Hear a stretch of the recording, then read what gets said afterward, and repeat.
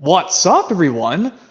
Yep, it's your friend Movie and Game Lover 98 here to do a chat stream for June 19th, 2024.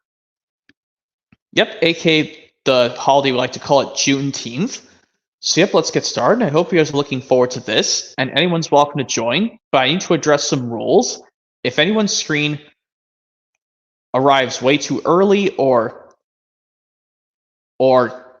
get an interruption the second I add them, or if they're in the stream already, but they're showing inappropriate stuff or making inappropriate background noises, I'll have to kick them out of the stream or not allow them in at all.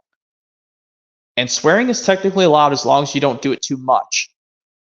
So yep, now that that's out of the way, let me go and provide the link for the stream, and it's also provided in the description as well.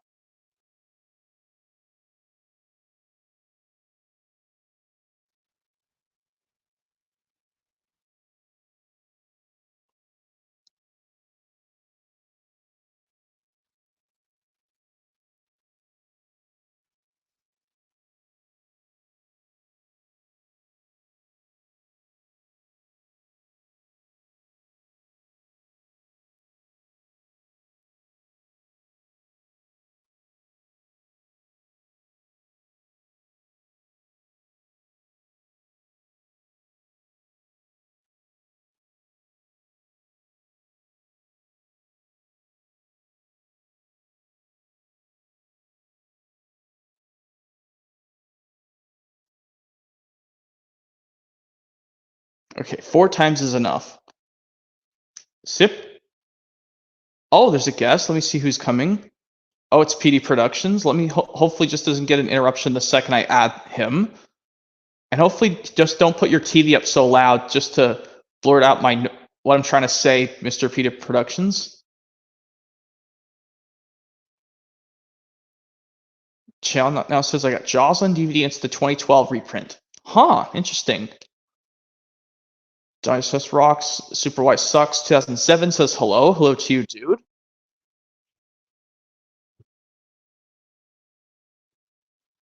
There won't be interruptions and the TV's not on. Okay, good. And also I forgot to mention, please don't say my first name in real life the second I add you.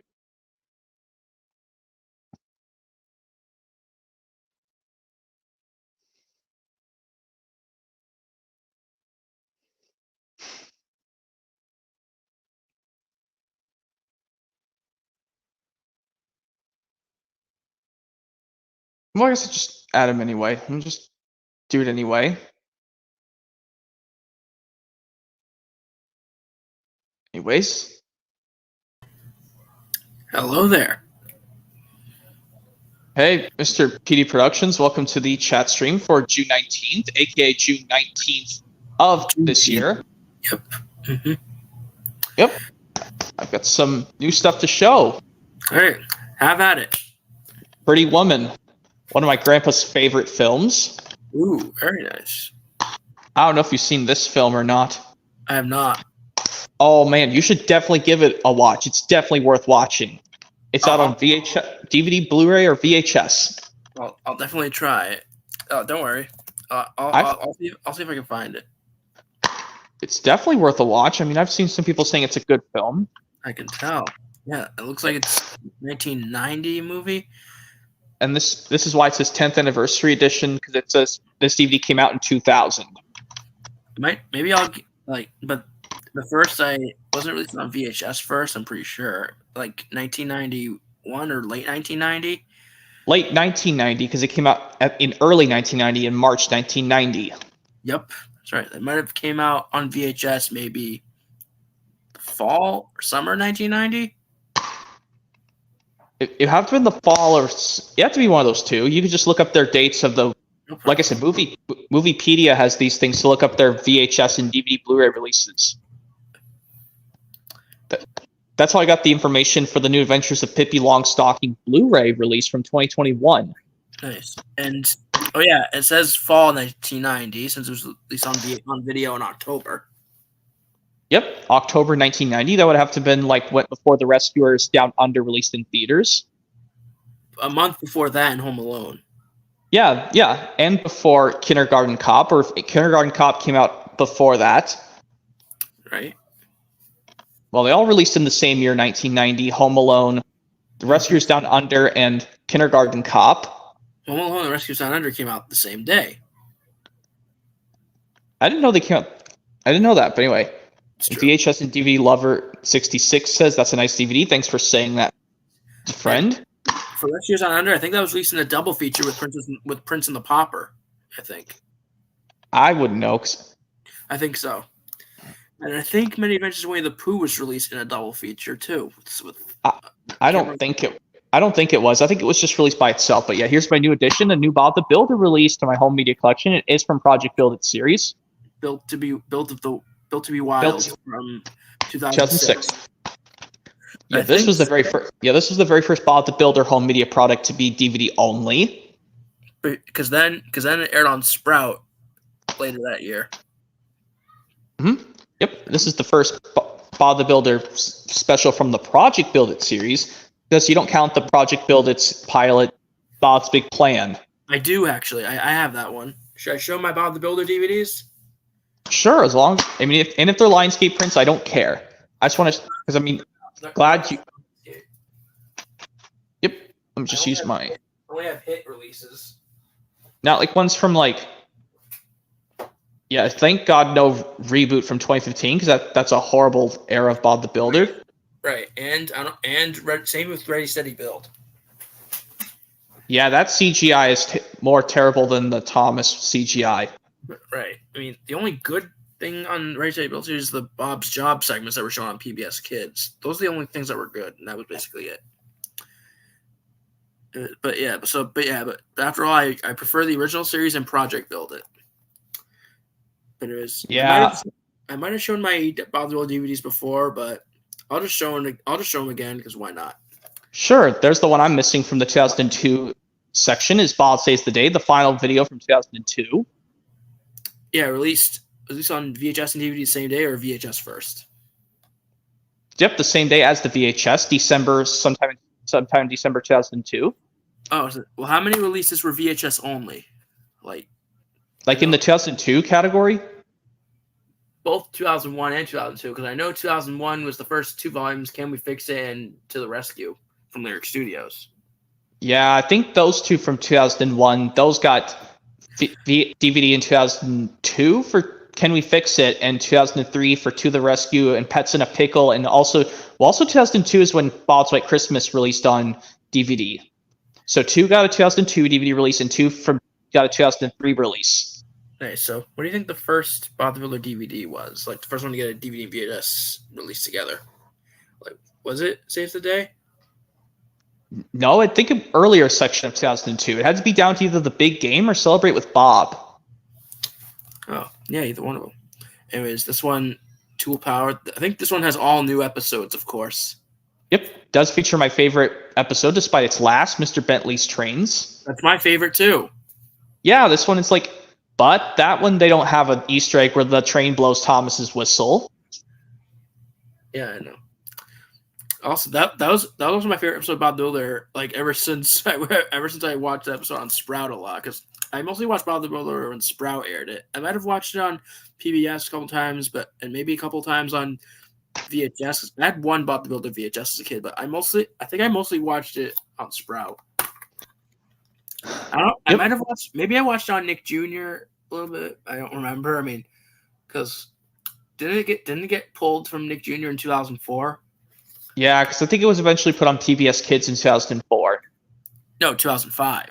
I think it did get pulled off Nick Jr. in 2004. Yeah, because in January 2005, for the rest of its time in the U.S., it was on PBS. And and I think. Let's see. I think in 2003 and 2004, all new episodes were only on DVD, I think. Yeah. It's one of the favorite adventures of the team that you have. Yeah, Scoop's Favorite Adventures. I actually used to have this on VHS. This was actually the only Bob the Builder video I had when I was a little kid, I think. Yep, that's one of the Team Machines' favorite adventures. That's Scoops. I'm trying to get them, like I said, I'm just going to get them in the order the machines are said in the theme song. Scoop, Muck, Dizzy, then Rolly, then Lofty last. Right. Mm-hmm. Because Like, you know how the final lyrics after they sing "And Rolly 2," then they sing "Lofty and Wendy join the crew." Yeah, then Pilcher and Purr, Travis and Spud playing together like good friends should. Well, the U.S. version. Yeah, I don't think they said they're the additional character friends in the UK dub of the theme song. No, because the UK version's like 45 seconds long, but the US version is just a whole minute. And so, yeah, the newest episode on this release is Mr. Ellis's art exhibition. That's the newest episode on here. So, and there's the disc. Also, Scoop has some fun's a good episode too. That's also on the VHS exclusive release, Busy Bob and Silly Spud. Was that? What was that? Was that a new episode on that release, or did it air on Nick Jr. first?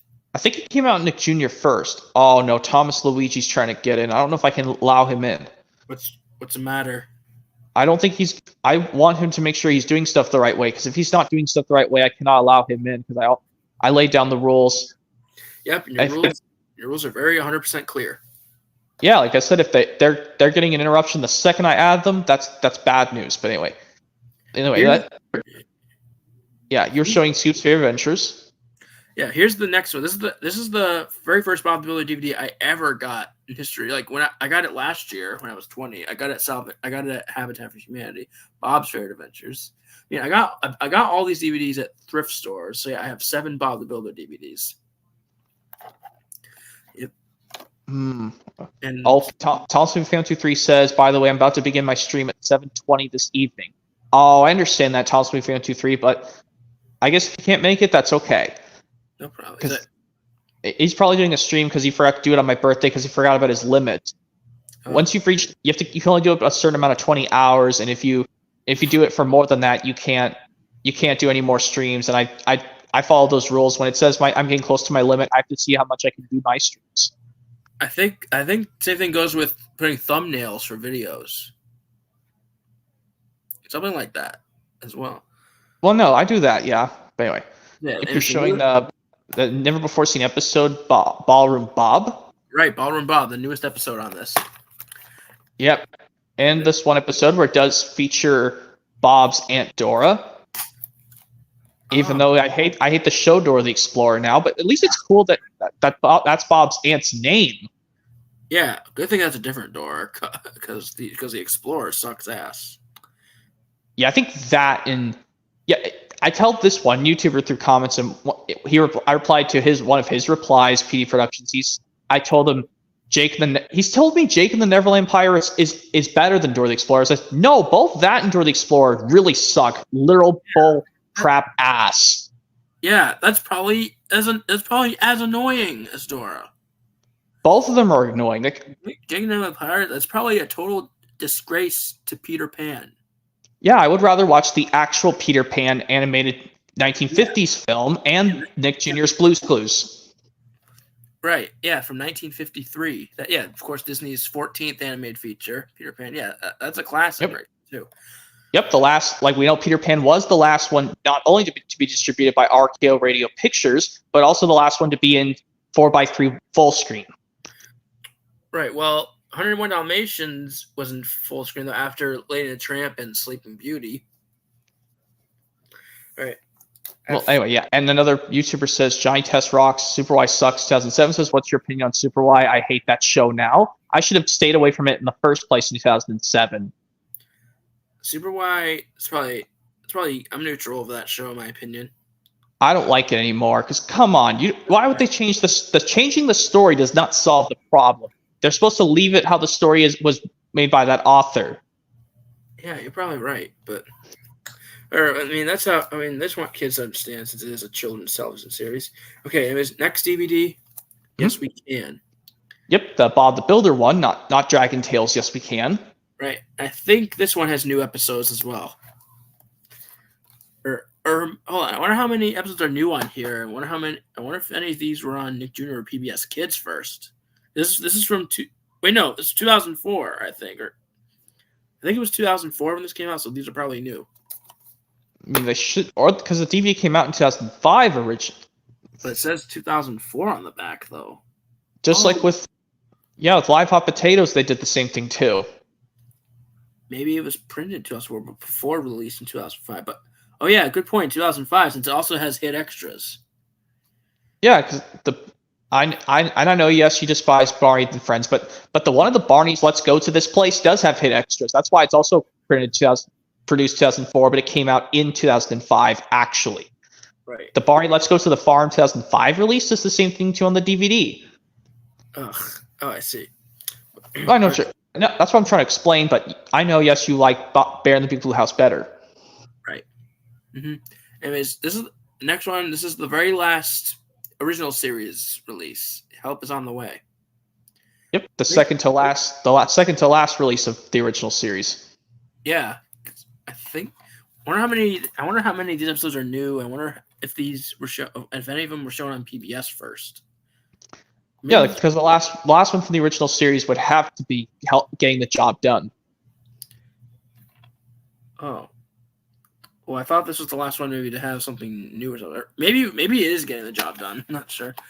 Probably. Yeah, it did, because Getting the Job Done that DVD released in March 2005. Help is on the way, but Getting the Job Done might have released in May I think it was May or June or July of 2000. No, because August 2005 is when Bob's Big Plan came out. I'll have to look up these dates for the releases, but yeah, there's Help is on the way, which I did see in one of your update videos. Yep, there's the disc and DVD guide. And the good thing on the back, it's got an ad for it on PBS Kids. Oh, nice. Nostalgia. I like because old PBS Kids is better. Yeah, I got something to show in Thomas in a minute, but I know you have Best of Thomas right. Sure do. That's the very first Thomas DVD ever released. Unless you don't count Magic Railroad. Well, Thomas Magic Railroad. Well, this is the first release with episodes to be on DVD. Best of Thomas. Yeah, first DVD to have the actual show. All right, and it was okay. Last but not least, Bob's Big Plan, the only Project Build It DVD I have. Hope to get the others soon. And instead of William Duffress or Doofress as Bob, it's Duffress. This time it has Greg Proops as Bob. I think Greg Proops. I think he's pretty popular. I mean, he's a good actor, Greg Proops, but then when I watched the later Project Build It series, for some reason now Mark Silk took over voicing. Yes, Mark Silk. Yep. Yeah. Then let's see. So Greg Proops. I think he voiced the character in the movie Brother Bear. I didn't know. Are you saying Greg Proops or Mark Silk? Greg Proops. The one who does Bob in that pilot to the Project Build It series? Yes. I think he was in the Disney movie Brother Bear. And I think he's also on a show called Whose Lines It Anyway. Oh, I didn't know he was in the Brother Bear film. I'll have to look it up just to be because that's interesting. But yeah, he was also on the show True Jackson VP. Oh my God, this is why I should probably get something. But yeah, Best of Thomas on my VHS. I have to sit through the stupid Troll for Thomas Out of Sync, but on the DVD version, I can skip it no problem. Right, and as I was saying, Greg Proops, he was in True Jackson VP, as I said. Oh yeah, I didn't know he was in even more girlier show than iCarly, True Jackson VP. I like that show, in my opinion, but I respect your opinion. Well, I mean, it's okay. I mean, I think I would like it better than Disney's That's So Raven. I mean, That's So Raven. That's kind of pretty popular as well. I don't think I've watched too much of it, but I should sometime. I probably will watch it soon. I heard it was good. Yeah, so this is like a little coupon kind of thing. Yep.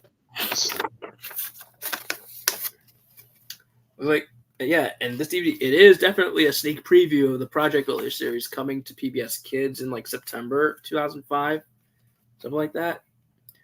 Because yeah, also that's the same time as Thomas season 9 and Sprout as well. September 2005. Hold on, private chat. Daniel A says narrator is George Cortland. What the hell's your problem, Daniel A? It's George Carlin. Get your facts right. Whoever pronounced it wrong. And now he said he's pronounced sorry wrong. What the hell is this guy's problem? But anyway, Giantess Rocks. Is he spelling things wrong? He does not know how to spell things right. He's probably is he proofreading on purpose or accident? Like, I don't know what he's doing, but anyway, Giantess Rocks says Do you think Super White burns your eyes? No, I just don't think it's as good as other kids shows like Thomas, Bob the Builder, Dragon Tales, Blue's Clues. Yeah. Because at least with Blue's Clues, I like how Steve or any of the other hosts of Blue's Clues tells the viewer and the audience, "Can you help me?" And the kids' voices say yes, or when they scream out a clue. Right.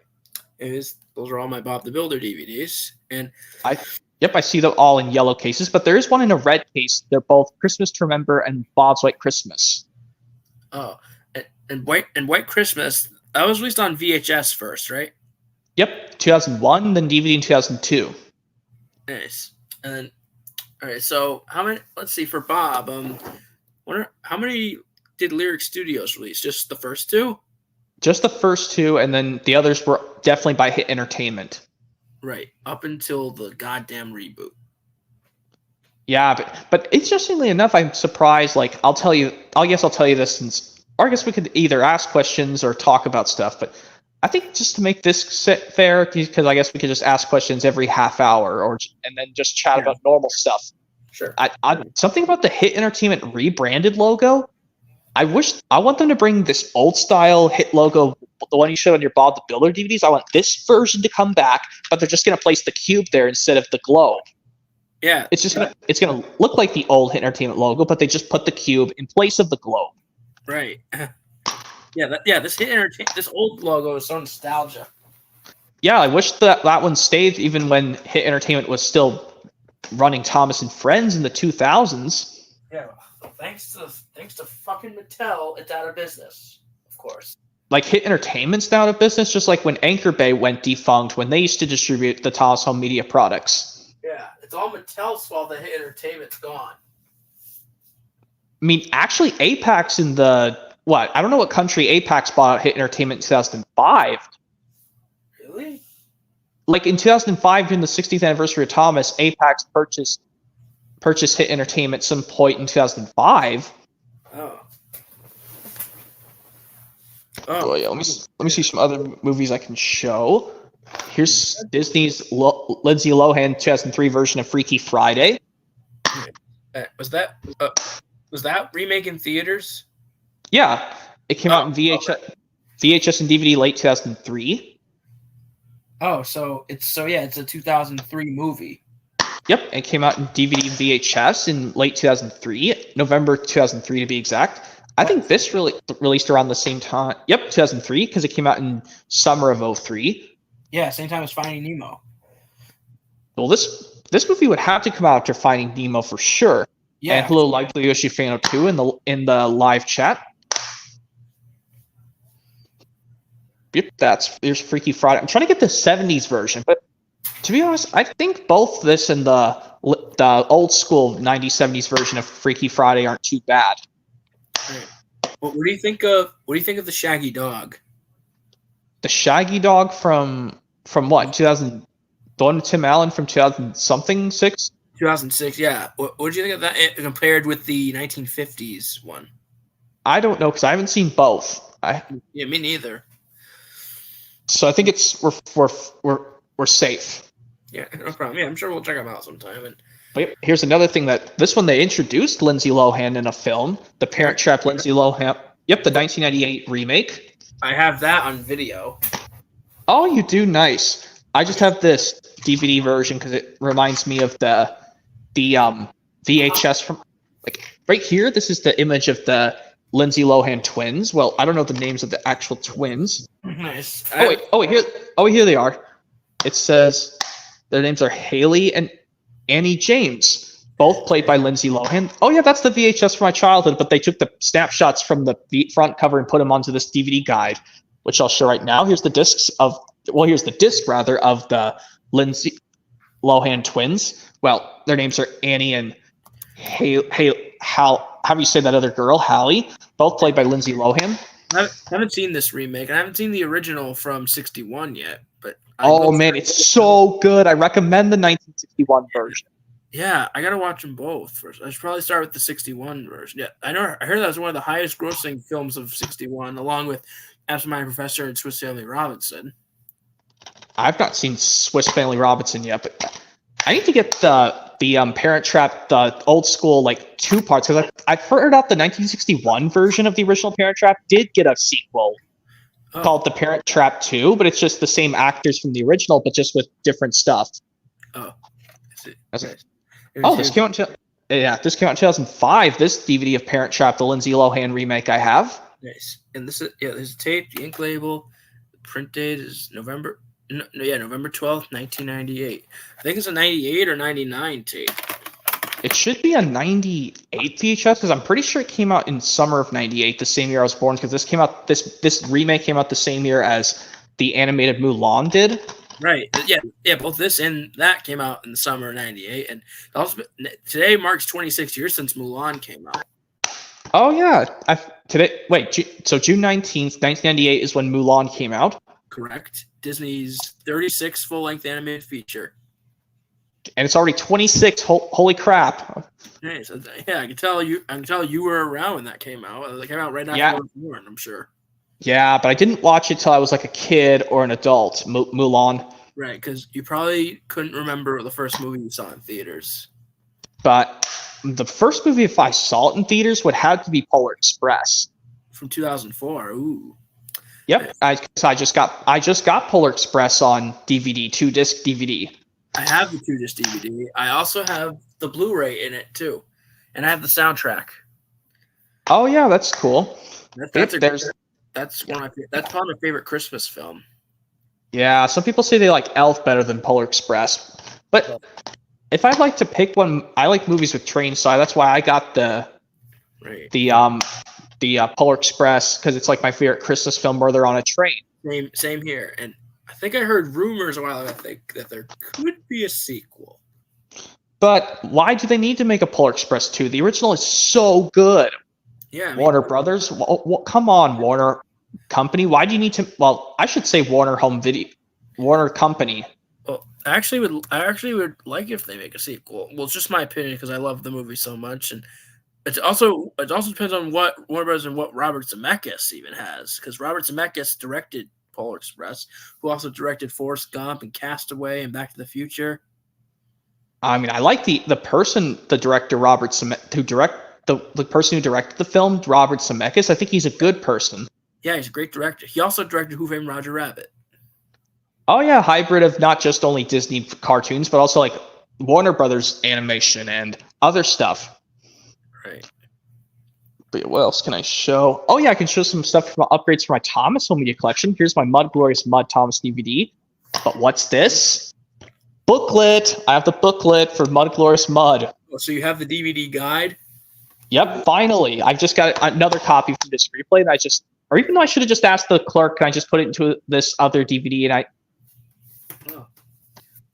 should have then I could have just gotten more DVDs, but I just needed another. Well, I just needed to get it so I could have the booklet. So it was just part of that deal of that sale anyway. But yeah, here's the DVD guide from Glorious Mud. Like I said, yeah. Yep. I think that was the last model series released from 2008. Yeah, the last model series released to come with a booklet. Right.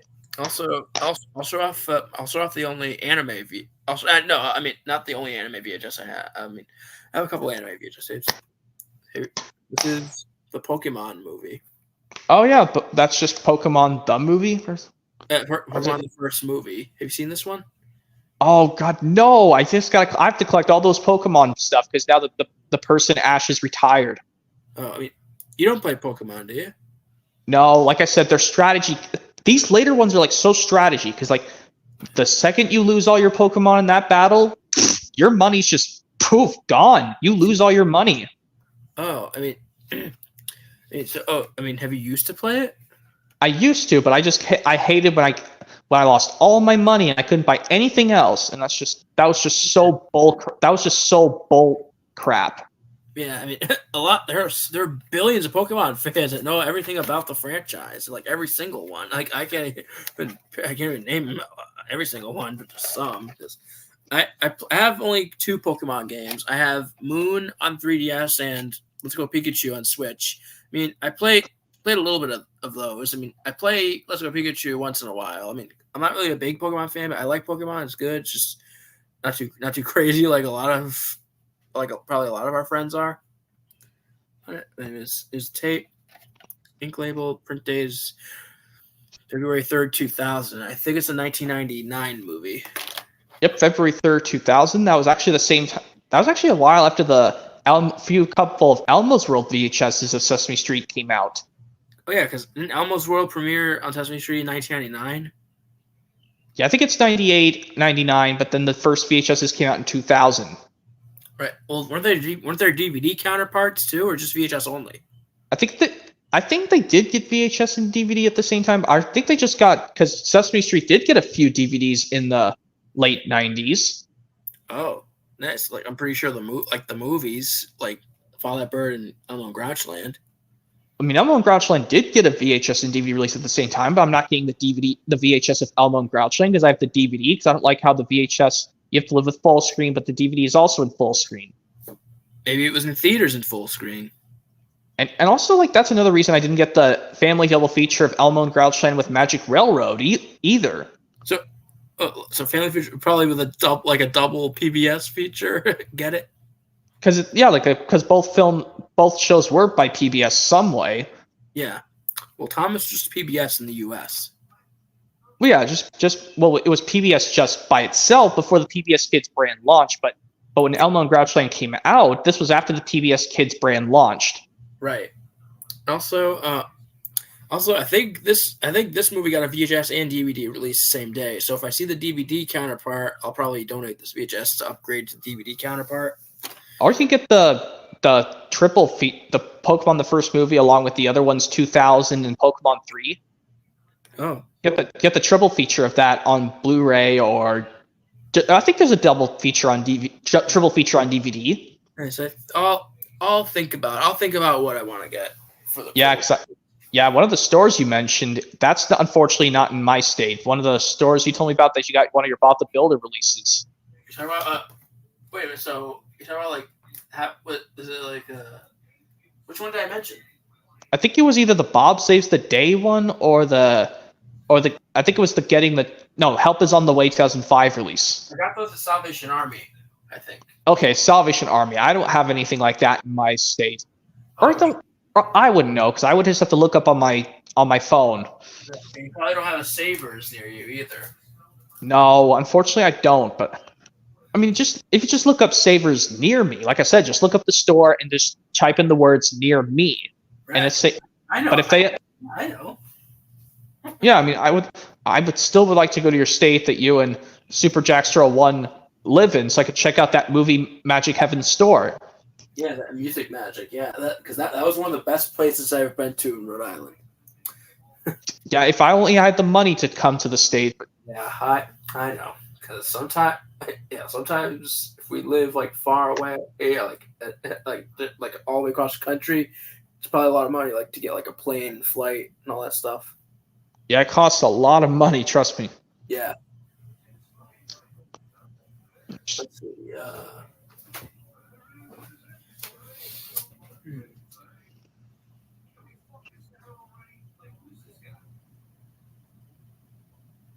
I'm still preparing for that the SpongeBob SquarePants movie 4K release. The 20th anniversary edition, I guess. Yeah, but it's coming out this July. Nice. I don't know if I'll get it because right now I'm fine with the original 2005 DVD, the widescreen DVD. I mean, maybe I'll get the Blu-ray someday, like regular Blu-ray, maybe because number one, I don't have a 3D Blu-ray player, and two, I don't have a 4K Blu-ray player either. Well, you can just get the Blu-ray and DVD sets of the 3 SpongeBob films. That's what I notice. Yeah, I know. I'm very good, but I'll tell you what. I only have one 4K Blu-ray. Oh, I've a few 4Ks. This is the only 4K I have right here. The live-action Aladdin from 5 years ago. Yep, that already turned 5, and in just 2 days is going to be the 5th anniversary of Toy Story 4. Right. That's right. I can't believe 5 years since Pixar's last sequel, Toy Story 4, and Inside Out 2 is probably becoming the most successful Pixar film since Toy Story 4. Yeah, I don't know why all the others were becoming just failures, like Onward, Soul, Luca, and Turning Red, and Lightyear. And Elemental. Well, Elemental probably did fine. I'm sure it probably bombed a tiny bit, but it did good at the theater I work at. Like Elemental did, or did Elemental, yeah, the previous Pixar film, which I enjoyed Elemental. Have you seen Elemental? Yeah, I watched it once on Disney Plus, and should I get this for my home media collection? I'll have to think about it because I did because when I saw that problem right before when it popped up on the screen and that the logo didn't show up, I was like, come on, this is getting bonkers. This is annoying. I don't like. Okay, I cannot watch the rest of the film. I don't think I'm gonna get this on 4K. No, I don't think I'm gonna get Elemental because there's already a problem. There's already a problem, even that the logo didn't even show up. I thought it showed up at the end of the movie.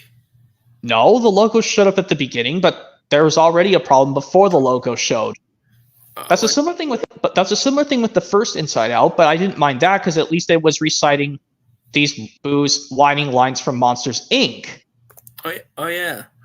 With Riley as toddler, they use the scream sounds, I guess, from Mary Gibbs from Monsters Incorporated. Yeah, that's why. Yeah, even if the logo didn't show up on the first Inside Out, I don't care. At least it was something from a different film. That didn't make me mad. Both Elemental absolutely gave me an issue. It drove me nuts. I enjoyed the movie, though, in my opinion. But this is yeah, I know. I enjoy all Pixar movies. Oh, sorry. Yeah, I know. But here's something new I could show. Here's the Father of the Bride 2 movie pack on DVD. Very nice, Father of the Bride. 1 and 2. But I'm probably just gonna watch the first one because this is the second one's just messy and ridiculous. Oh man, it's like that's not hilarious, Touchstone. What is your problem, Touchstone? How can it be hilarious for both the mother and the daughter to be pregnant at the same time? That is just so bonker and ridiculous and messy. Jesus.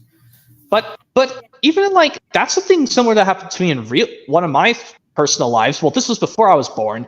You know, this PD Productions, like even like that sequel's plot is so messy and ridiculous. The Father of the Bride Part 2. That happened similar thing with my grandmother's mother. Well, she's my great grandmother, aka my grandma's mother. She was pregnant with one of her last few kids, and that's the similar thing when my grandma was pregnant with one of her kids. Jeez. So maybe that's the similar thing of this film. Something that happened in that was in one of my grandmother's lives. Yeah, maybe you're right. Maybe that could happen to similar thing with this movie. One of the things happened in real life too. You're probably right. Also, did I show you that I got 2 new video games last week? I think so. Or if not, I could show them because I got like a lot of videotapes, DVDs, CDs, and video games from a big box of them like for free like last week because it was from my brother-in-law's uncle. He was like something like that. Yeah. Nice. I think your brother-in-law's uncle is really nice, but yeah. Yeah. So first, I'll show you the video games. This is the original Star Fox on Super Nintendo. Yeah, that goes in the timeline because some people say that was before Peppy went into retirement. Because in the other Star Fox games, going after Star Fox 64, Peppy retired. So Peppy didn't appear in any of the other Star Fox games? No, he's in all the Star Fox games, but he just is retired and he can't do the team anymore. What about Slippy? Slippy stayed in the team, Falco stayed in the team, but for some reason in Star Fox Zero for the Wii U, because it's a reimagining of the Star Fox 64 story, Peppy came back to the team. Nice. What about in Star Fox Adventures or Assault or Command? Adventures? No, because you only play as Fox trying to get to the dinosaur planet and save it from this evil guy called General Scales. Oh. Then what about Assault? Assault, Peppy's retired, and Crystal takes over his place in the Star Fox team. Even though there's one cutscene, well, you haven't played Star Fox Assault all the way through in story.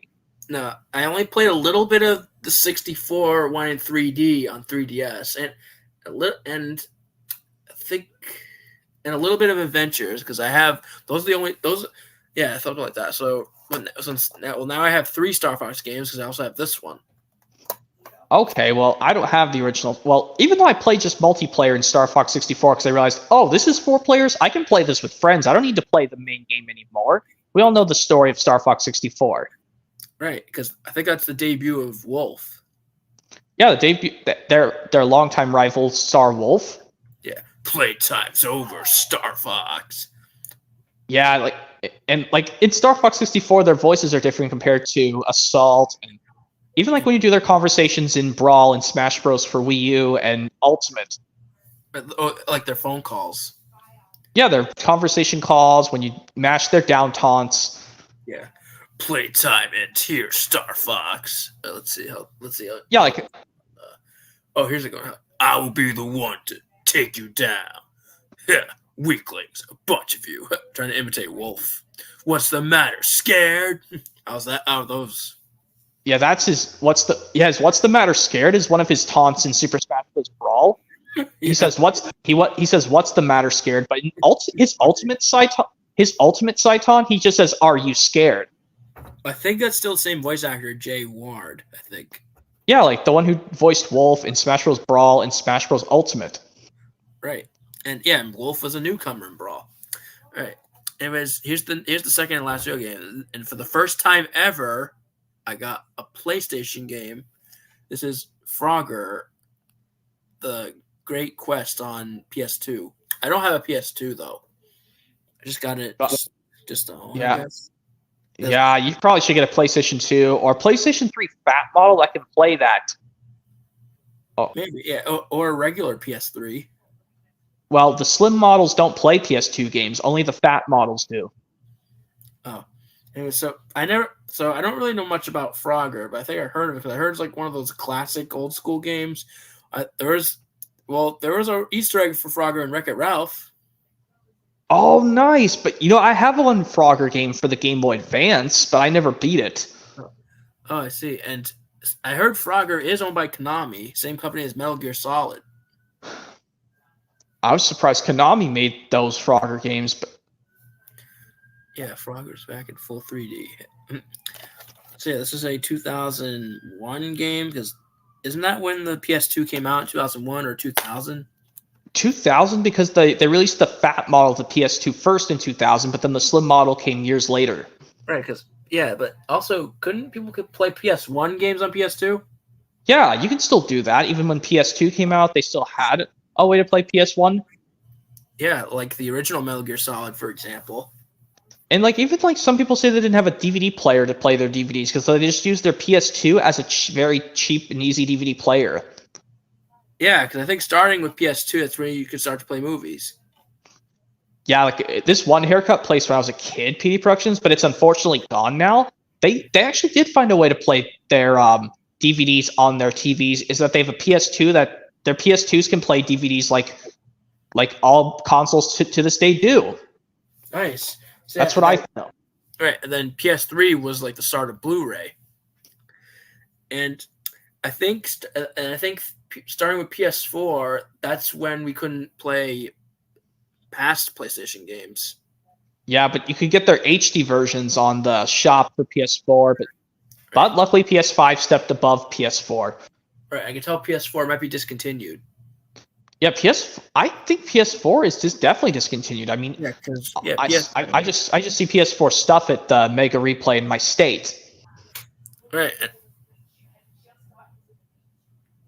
So yeah, well, so I'm guessing, and I guess we can't play PS4 games on PS5.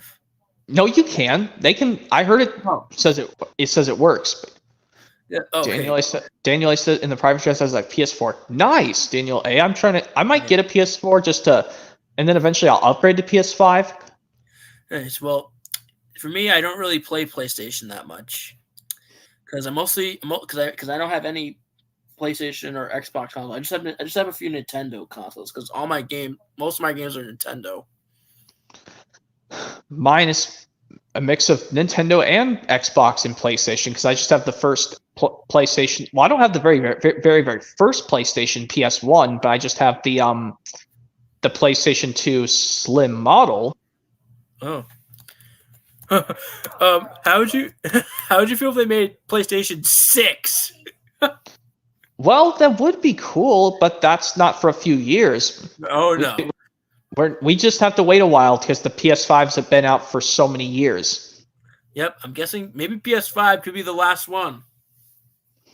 But if Sony changes their mind, PlayStation 6 might just. Then we'll have 6 PlayStations. Right. And then, let's see. Okay. Oh, and then Nintendo. I think Nintendo Switch. I think they're coming out with another Nintendo console. My next one, because the Switch is still going on, but I think they might. I'm hearing rumors about Nintendo Switch 2.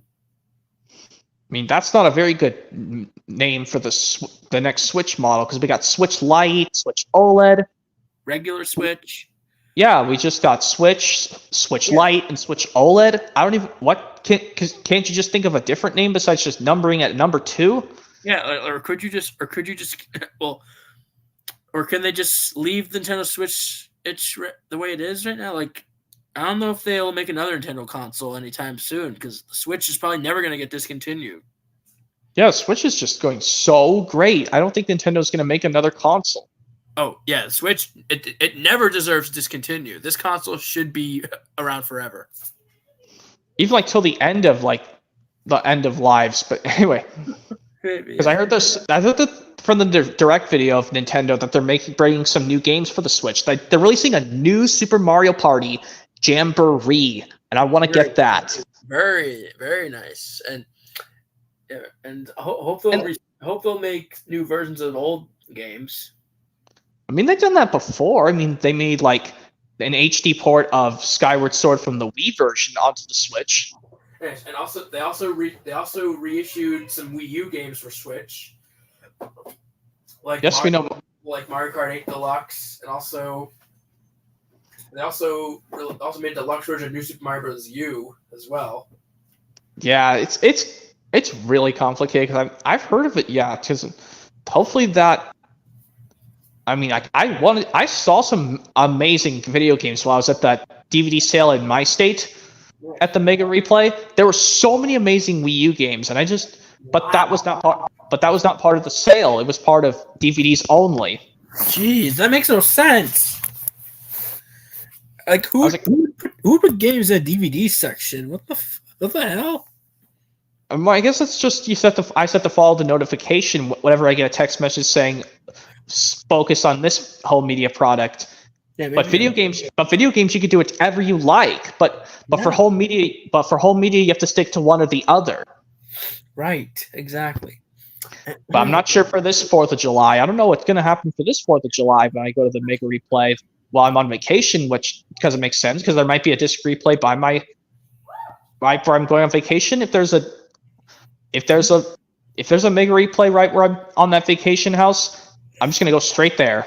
Sorry about my yawn. Excuse me. Okay. It's okay. Let's see. Even though the Switch is around, I definitely still play the Wii and Wii U sometimes as well. Yeah, I still have to get my Wii and Wii U set up so I can, because I'm still nervous about my GameCube saves. Because if I lose a single save, I'll be so mad, I'm not gonna risk playing it all over again. Right, like I'm. I agree. Anyways, yeah, and for as I mentioned for New Super Mario Bros. U Deluxe, you probably saw I did a walkthrough of that in parts back in like the fall, I think. Oh, I did. Well, I mean, I didn't see the videos, no, but I saw you uploaded them. Yeah. Yeah, I did them in live streams, and it's hard to get all the star coins in every New Super Mario Bros. Game. Yeah, tell me about it. I think it's even if you try with friends, it's just I kind of want to do a walkthrough of New Super Mario Bros. Wii, but I'm nervous that I might keep dying and probably might have to use Super Luigi mode for some hard levels. Basically use the Luigi mode of the Switch version, basically. No, I'm talking. Yeah, I know. Well, I'm talking about, if Mario dies like 8 times in a row in New Super Mario Bros., a Luigi block appears, and when you hit it, Luigi will show you. Oh, I mean, I don't know because I don't play the video game normally with New Super Mario Bros. Wii. All right, that's okay, but that game's fun though. I mean, I got all the star coins in World 1 in that game. I'll admit. But it's hard to get all the star coins in the other worlds though. Like those are it's like for the advanced players, something like that. Hang on a minute. Yeah. Oh, okay. He's muted, guys. So I'm still here.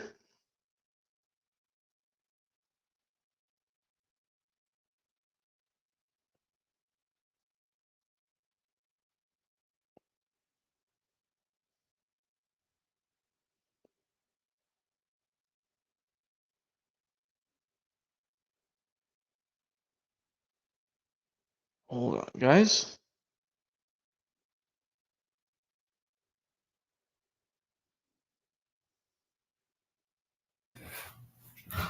Sorry, that was just my older sister asking me about dinner. Oh. Oh. I make Italian subs for dinner. Yep. Italian sub has like roast beef and like salad stuff on it. Oh my god, that's so good. I don't think I've tried that. I don't think I've tried that before. Yeah, well, I see.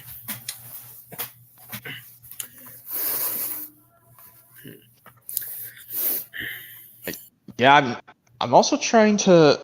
Oh, now I can show you since you said to turn your screen on for a minute. Here's Bambi and Bambi 2. Right, Disney's 5th animated feature from August 1942. I'll show my versions. I might have shown. Yeah, even though I have these platinum editions, I don't care because like well, I have the second Bambi as well. So do I. Right. Also, I'll show my versions of Bambi. I used to have the 1997 VHS, but now I have the original VHS from 1989. Yep, that has the. Yep. I've already showed you. Might have already told you, but why not show it again? Yeah, I think because I like how the Masterpiece one, it's fully restored.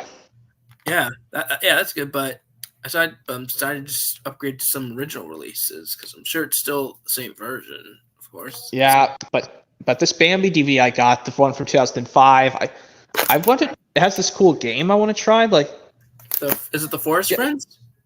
Yeah, the Forest Friends. That's fun.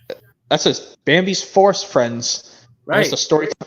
Yeah, like this is why I'm owning this platinum edition because of the cool games they have. There's a dinosaur sticker on your copy, but that's okay. Yeah, because we already know that. I don't know what it was there when I got it. Yeah, there's the tape sticker label, and no print date. Yeah, I would say Thumper's my favorite character from Bambi because I like rabbits when I was a kid. Right.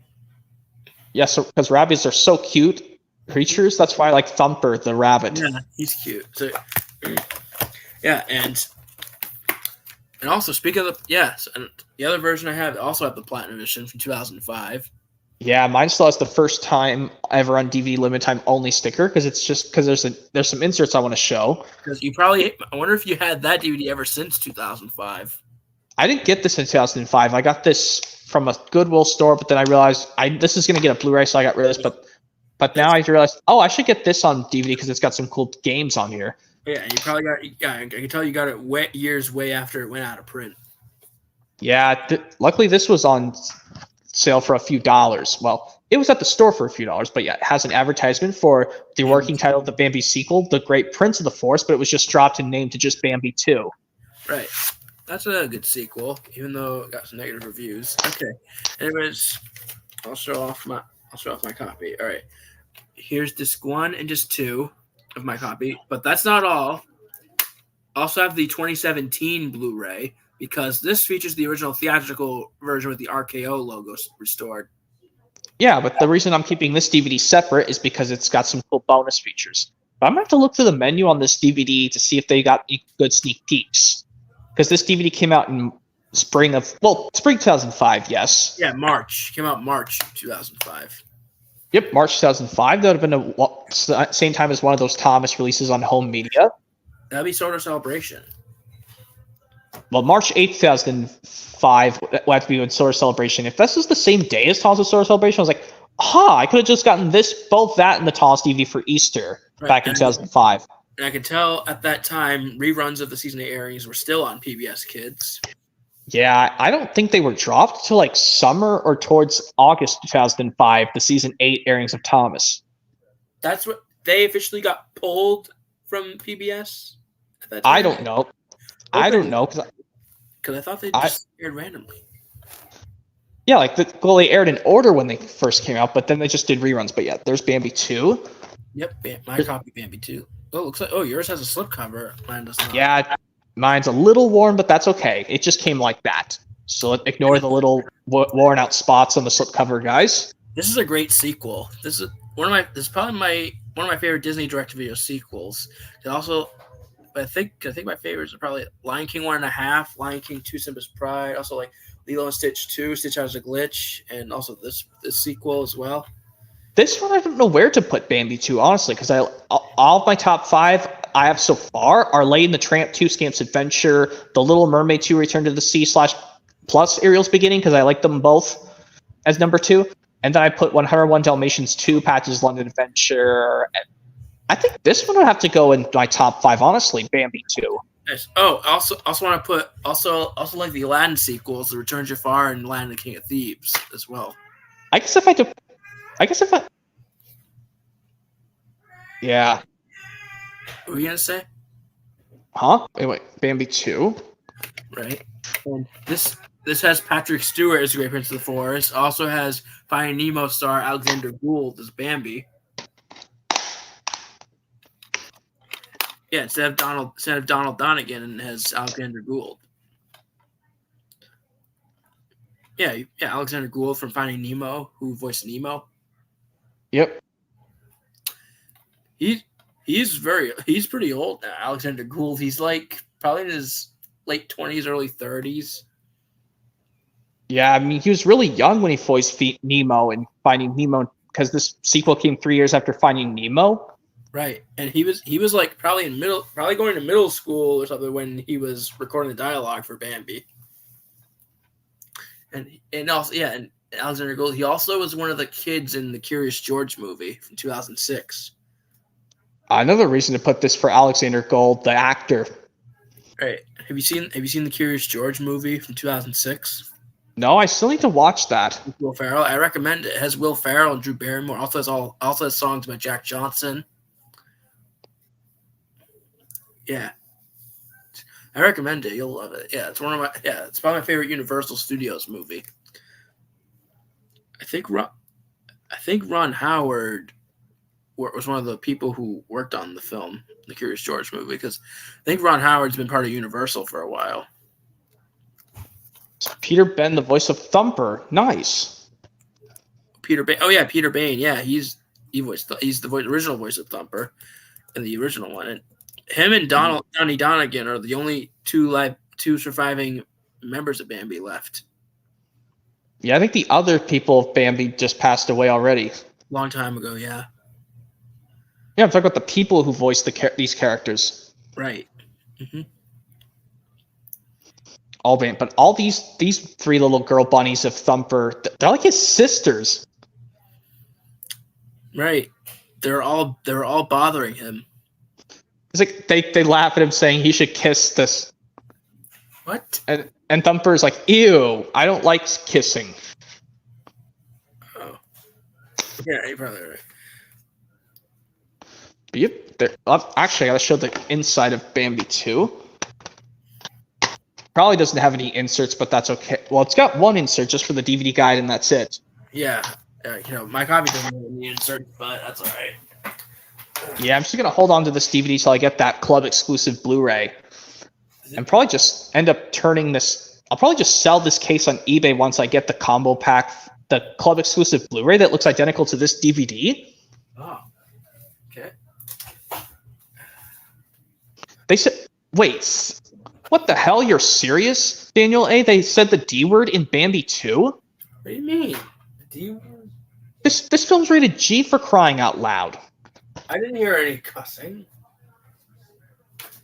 Well, and in Cease? Oh my god. Come on, this is a G-rated film. What the hell's your problem, Daniel? Well, you're just, Dan, he's probably just being confused. He's probably just being confused of himself. Yeah. Yeah, watch the film and find out. Yeah, it's really annoying, honestly. Yeah, some YouTubers are just being dumb sometimes. And you know what happens to YouTubers when they're being dumb and don't follow the... Yep. He says it's just... Okay, I think he just says it's just a mistake. Oh. But anyway, yep, here's Charlotte's Web, the live-action 2006 remake. I have the original 1972 movie. 73 film, or 73 actually. I have it on video. I have it on VHS. And The original animated version, right? Yes, I think it's also based off a book too. And also, speaking of Charlotte's Web, back in 2011, when I was in second grade, I actually saw a play of Charlotte's Web with my second grade class for a field trip. Nice. I did the same thing too, but I was in middle school.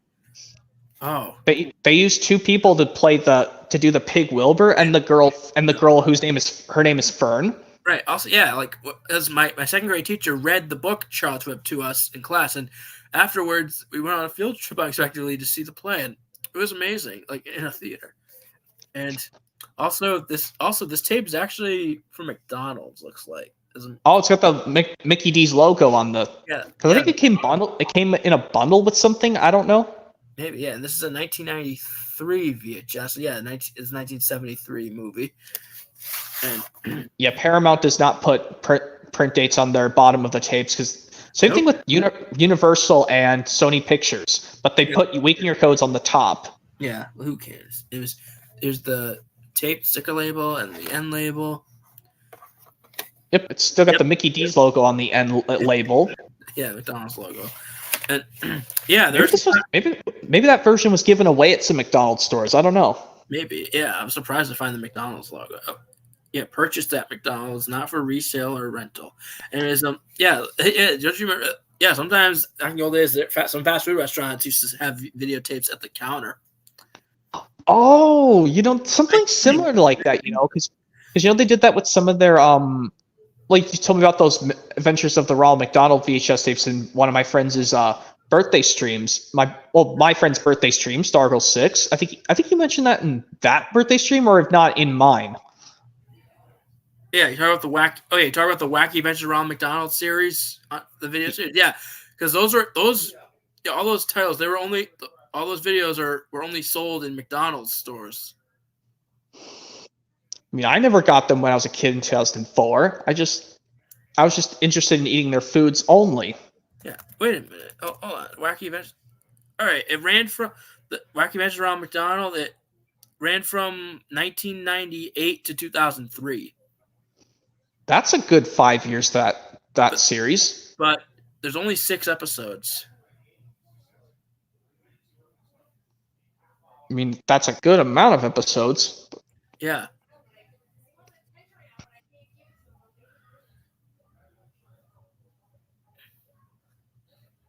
Yeah, there's only 6. Oh. And it's from and the show is from Klatsky Supo, the people who made Rugrats. Yeah, but I know you don't have this Charlotte's Web remake on DVD yet. No, I don't have them. I don't have it at all. You should. It's easy to find. Just make sure this one says widescreen at the top. Sorry if my phone pen stylus is in the way, but I'm just explaining it because I don't have to do it with my fingernails all the time. I'm just going to show it with my pen. What year's that remake from? 2006. Oh, was it DVD only first? No, it got a Blu-ray release eventually, but I'm just getting I just got this on plain DVD because the reasons why, because I want this and the 2 cartoon films lined up next to each other. Oh. Even if DVD's low picture quality compared to Blu-ray, I just want these films next to each other. That's why I'm going to get the 2 cartoon films related to this on DVD. Well, I'm going to get them on a combo pack on DVD together, the 2 cartoon Charlotte's Web films, in a double feature on DVD together. Yeah, no problem. Yeah, it's your choice. You do what you want. Yeah, I'm going to do that so I can have, not only have all the films technically, but save some shelf space. Because I'm also trying to do something else cool, so I can have the. Because actually, I wouldn't mind having the Leapfrog, this double feature of these two Leapfrog videos from 2004 that came out the same time in November, but they came out a few days after Polar Express came out. Oh, is the Letter Factory one of them?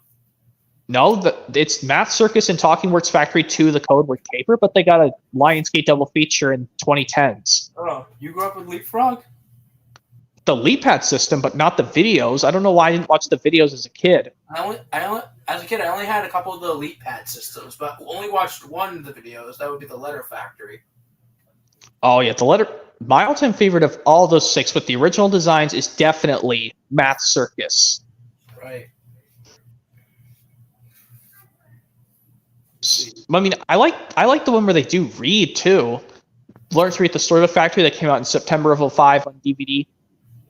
So I'm actually shocked the first 4 of the original character designs got a VHS release, but the other 2 didn't. Well, the one from 2005 was going to get a VHS, but it got canceled at the last moment.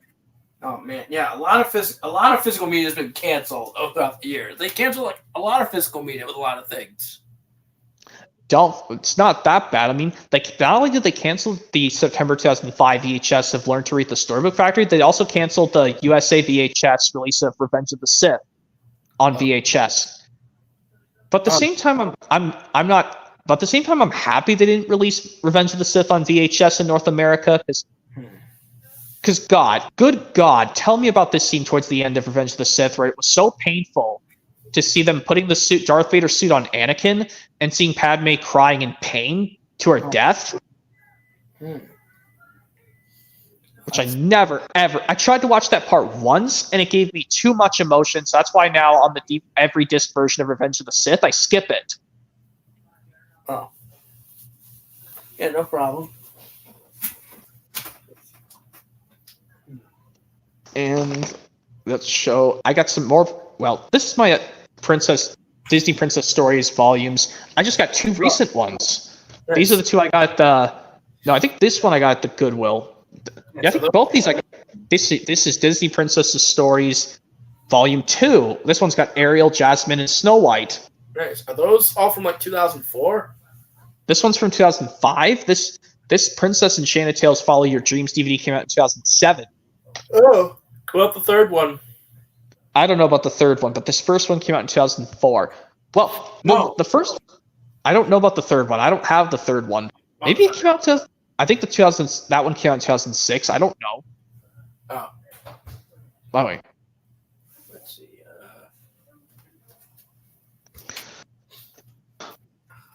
Anyway.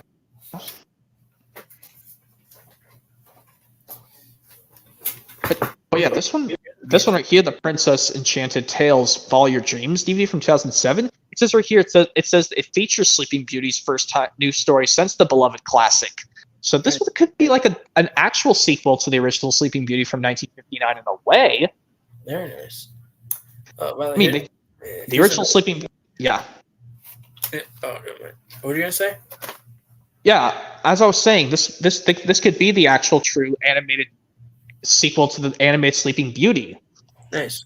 Hang on a minute.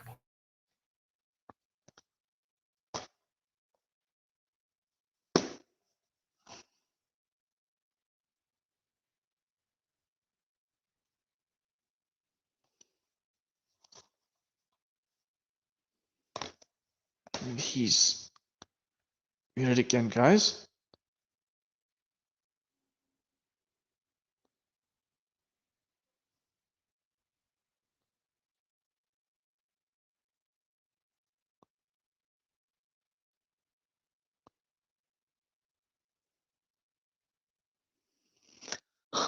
And I'm not by myself, guys. I'm still right here talking, but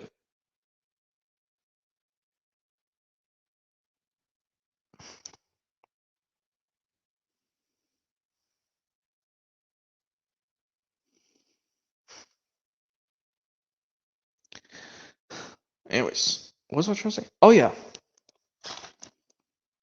I mean, I think I have 2 of these Disney Princess Stories volumes with both feature Ariel. Technically, this one's Ariel's in her mermaid design. This one, she's in an actual princess dress. Well, this one, Belle is replaced by Snow White.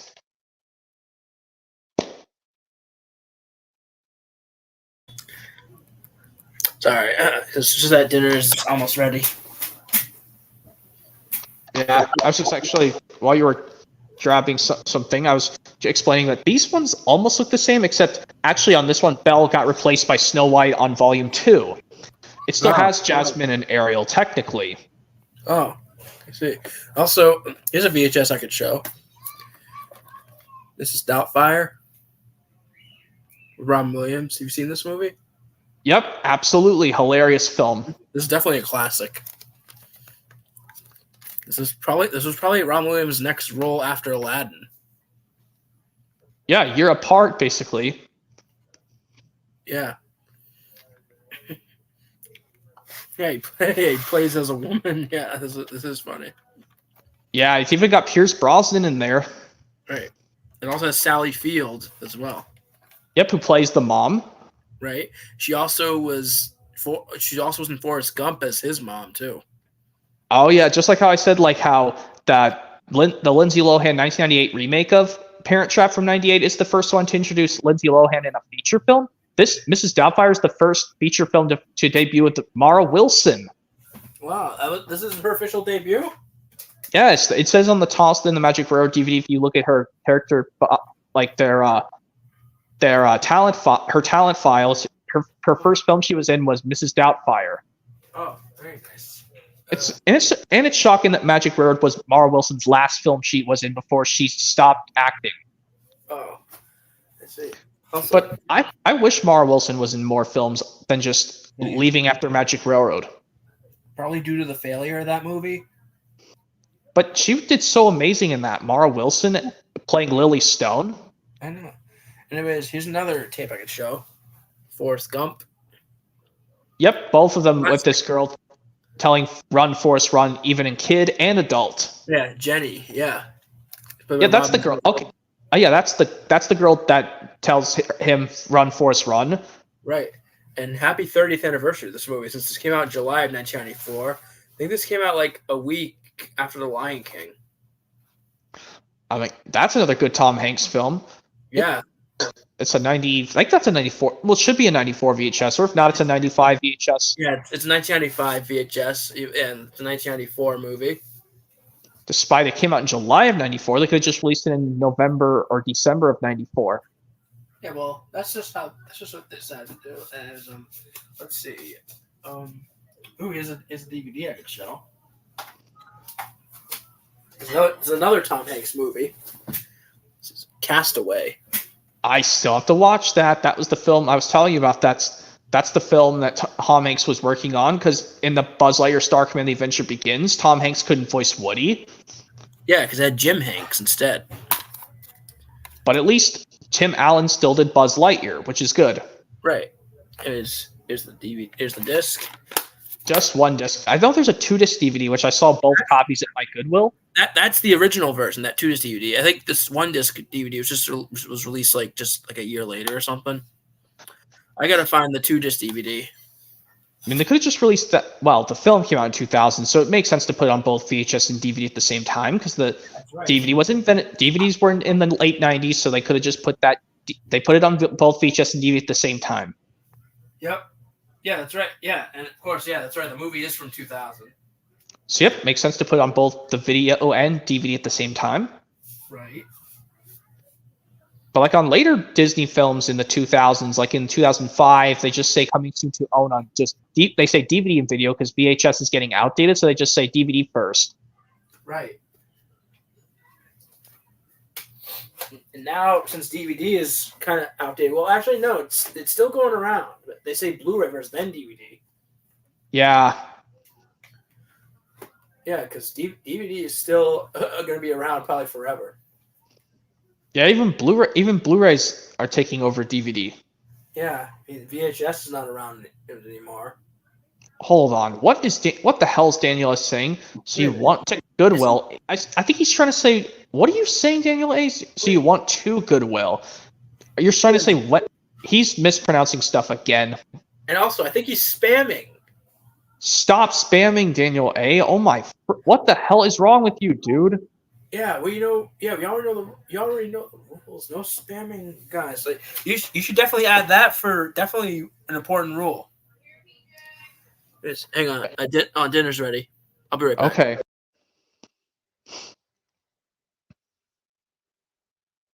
Well, I'm gonna tell while he's out, guys. I'm just gonna tell him.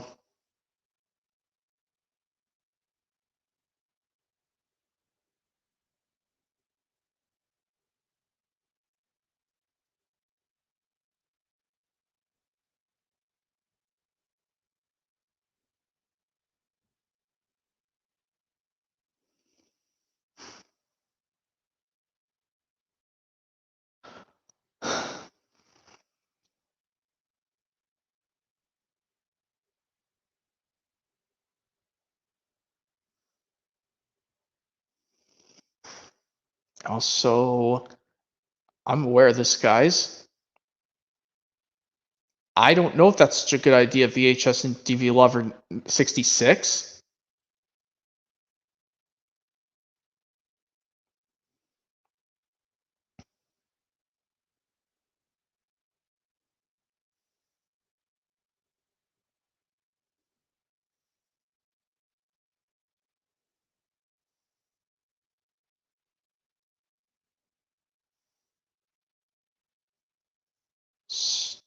Stop.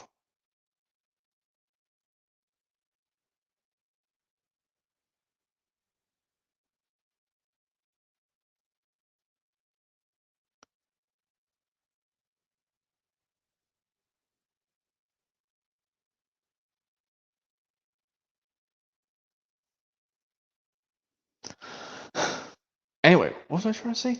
Oh yeah.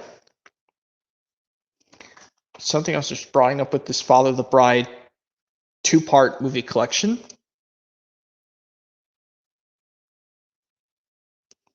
If this one says like they said both. Oh. Anyway. So yeah, that guy, he's definitely spam. Yeah, I put it in all caps saying please stop spamming immediately. Good job. You're right. Yes, come on, Dan. God, just put it all in one paragraph, or talk about your day in one paragraph. Seriously, yeah. I'm talking to Daniel. Yeah. Next time he does that, I'm just gonna tell him he's not allowed to do this anymore. Maybe block him. Well, I mean, I can either. Well, I mean, he's not trying to join, but if I see it from people, it's not your fault. You didn't do anything wrong. Yeah, it's okay, Daniel. Now from now on, wait a few minutes to ask something, and if you want to say something cool, then you can say it. But if you keep doing it over and over again, then I cannot allow you to talk about other things anymore. There could be a little bit of consequences once that happens.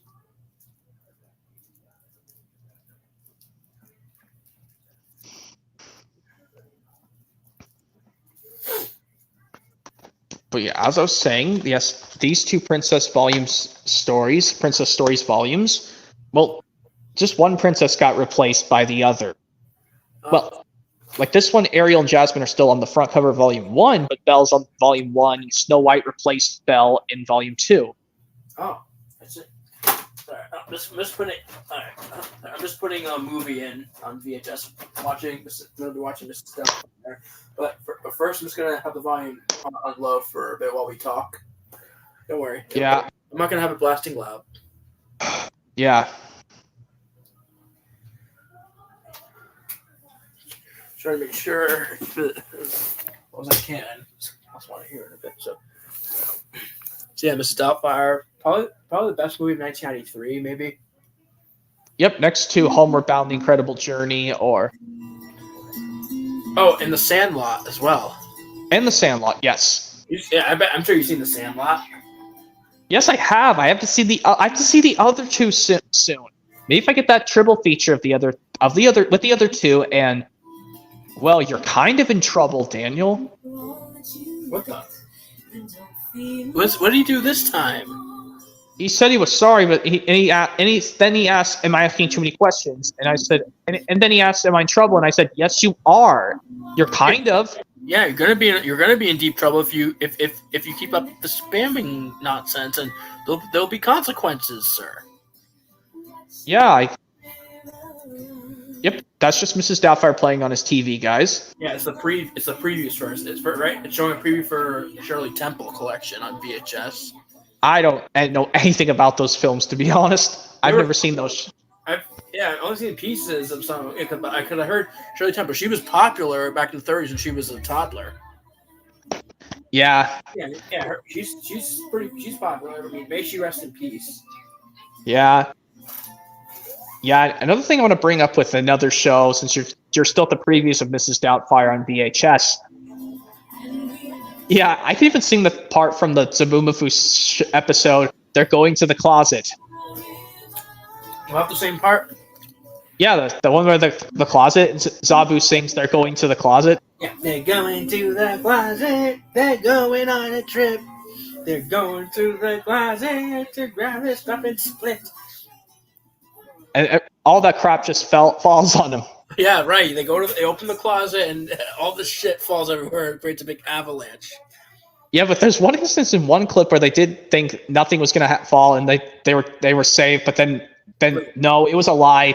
It was a trick. It was going to fall on them. Yeah, uh-oh. You know what's going to happen when we open the closet? We got to do what we got to do. Yeah. They're going on a cool adventure and they don't know what's in store. They're coming from the closet and they're headed out the door. And then they go to the adventure segment. That's probably my favorite part of Zabumafu. Also like the snack scenes at the beginning too. Yep. And the Zabu Land stories. I was leaping along. Leap, leap, leap, leap, leap, leap, leap. Zabumafu is probably my second favorite PBS show next to Thomas. Yeah, and also another thing about Sesame Street, like when this guy announces it's time to play Journey to Ernie. Right. Yeah, the guy calls out, "It's time to play Journey to Ernie." What about him? Like, basically, Big Bird goes on this wacky quest to find Ernie, but there's one instance where he had to find Bert instead of Ernie, because Bert showed up instead of Ernie. Oh, right, yeah. I also, earlier this afternoon, I actually was watching a bit of Journey to Ernie on YouTube. Oh, yeah, I think this one where I think they had to find where Ernie was hiding in, like a exhibit, or in, like a busy street or something. Right. The first one, I think the first one they made was the Beanstalk one. Yeah, and then eventually, like when Big Bird finds Ernie, they sing the squeaking of your ducky. Mm-hmm. Yeah, it's like a little victory song. Yep. Now there's the actual Mrs. Doubtfire film playing. Right. Yeah, talking about by like voice acting in a theater or something like that. I just hope it's not too loud. No. I can hear what you're saying. I can hear you. Oh, it's fine. Oh. Yeah, this movie's funny. I know. You know what? My brother and sister had this on their official VHS copy. My grandma me and their mom's side. She put her pronunciation high, and she wrote on the case. It had it written all over the case. Hi? Just hi? Yeah, like that's how my grandma says that. That's me and my brother's mom's grandmother on my mom's side. Yeah, me and my brother's is grandma on my mom's side. Oh, man. But now unfortunately my grandma can't do that anymore. Well, she can still do that when I call her, but since she's living in this this retirement home, unfortunately, well, she's in a nursing home. Yeah, somewhere in another city of my state, which I won't say out loud.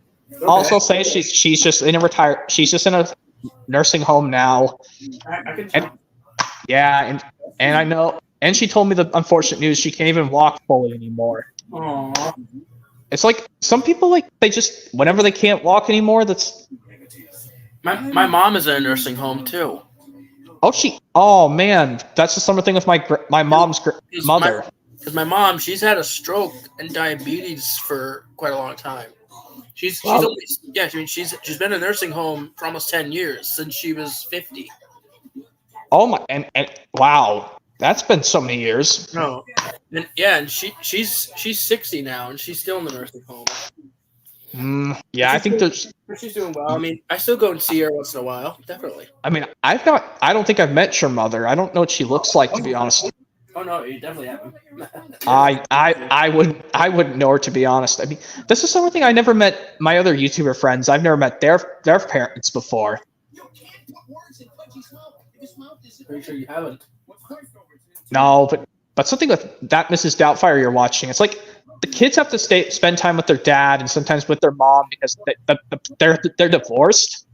But their dad pretends to be Mrs. Doubtfire just because he misses his kids so much and wants to see them.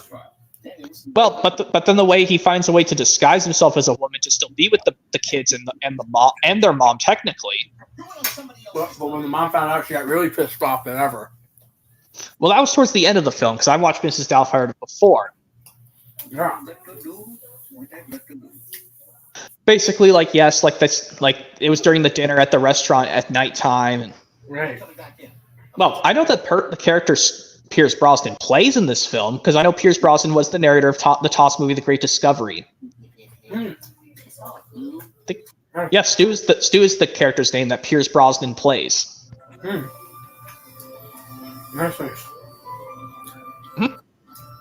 Very nice. Right. Yeah, and even like, I also like this portion of the Bear in the Big Blue House when Bear calls out to the silhouette, "Where a where's shadow."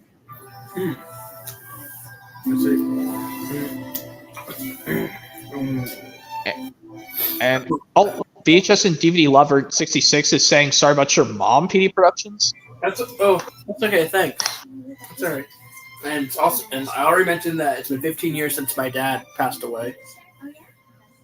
Yeah, it was years ago, but yep, I know. But I still have my dad, which is good. Yeah, that's good. Still gotta stick together. Yep. And yeah, another thing I want to bring, like I said, with Bear in the Big Blue House, I like this portion when Bear calls out, "Where oh where's shadow." Hey, dude! Congratulations on your 12th birthday. All right, got a surprise for you. Please. Ah, boy. Party? Yes. No. But I do know instances, like there was one instance where Bear did talk to Ray the Sun in the morning portions, but Luna at the nighttime. To say goodbye song. Yeah, but in the there's one portion where Bear did talk to the sun Ray in the morning. Oh. Gosh. Ooh, that's a little teeny bit loud. Oh man. I don't. Let's see. I just felt that's good. I think that's good enough. Yeah, I only turned it down 2 notches. I mean, because I never want to have my TV too loud on our video chats, and I'm just making sure it's not blasting loud. Okay, this should be a lot better, but yeah. Yeah, because you definitely don't want to have to restart this live stream. No, and I know there was a little bit of background noises on your stream a little bit earlier, but that's okay. I don't think it was that bad, honestly. So I'm just gonna keep going.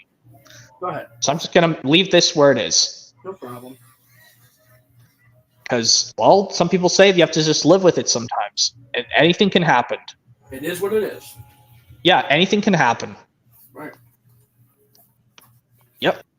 And I know you still don't have the Blu-ray of Magic Railroad quite yet, but nope. It's oh man, it's still worth getting. I mean, it's not the end of the world. It's still there on the internet.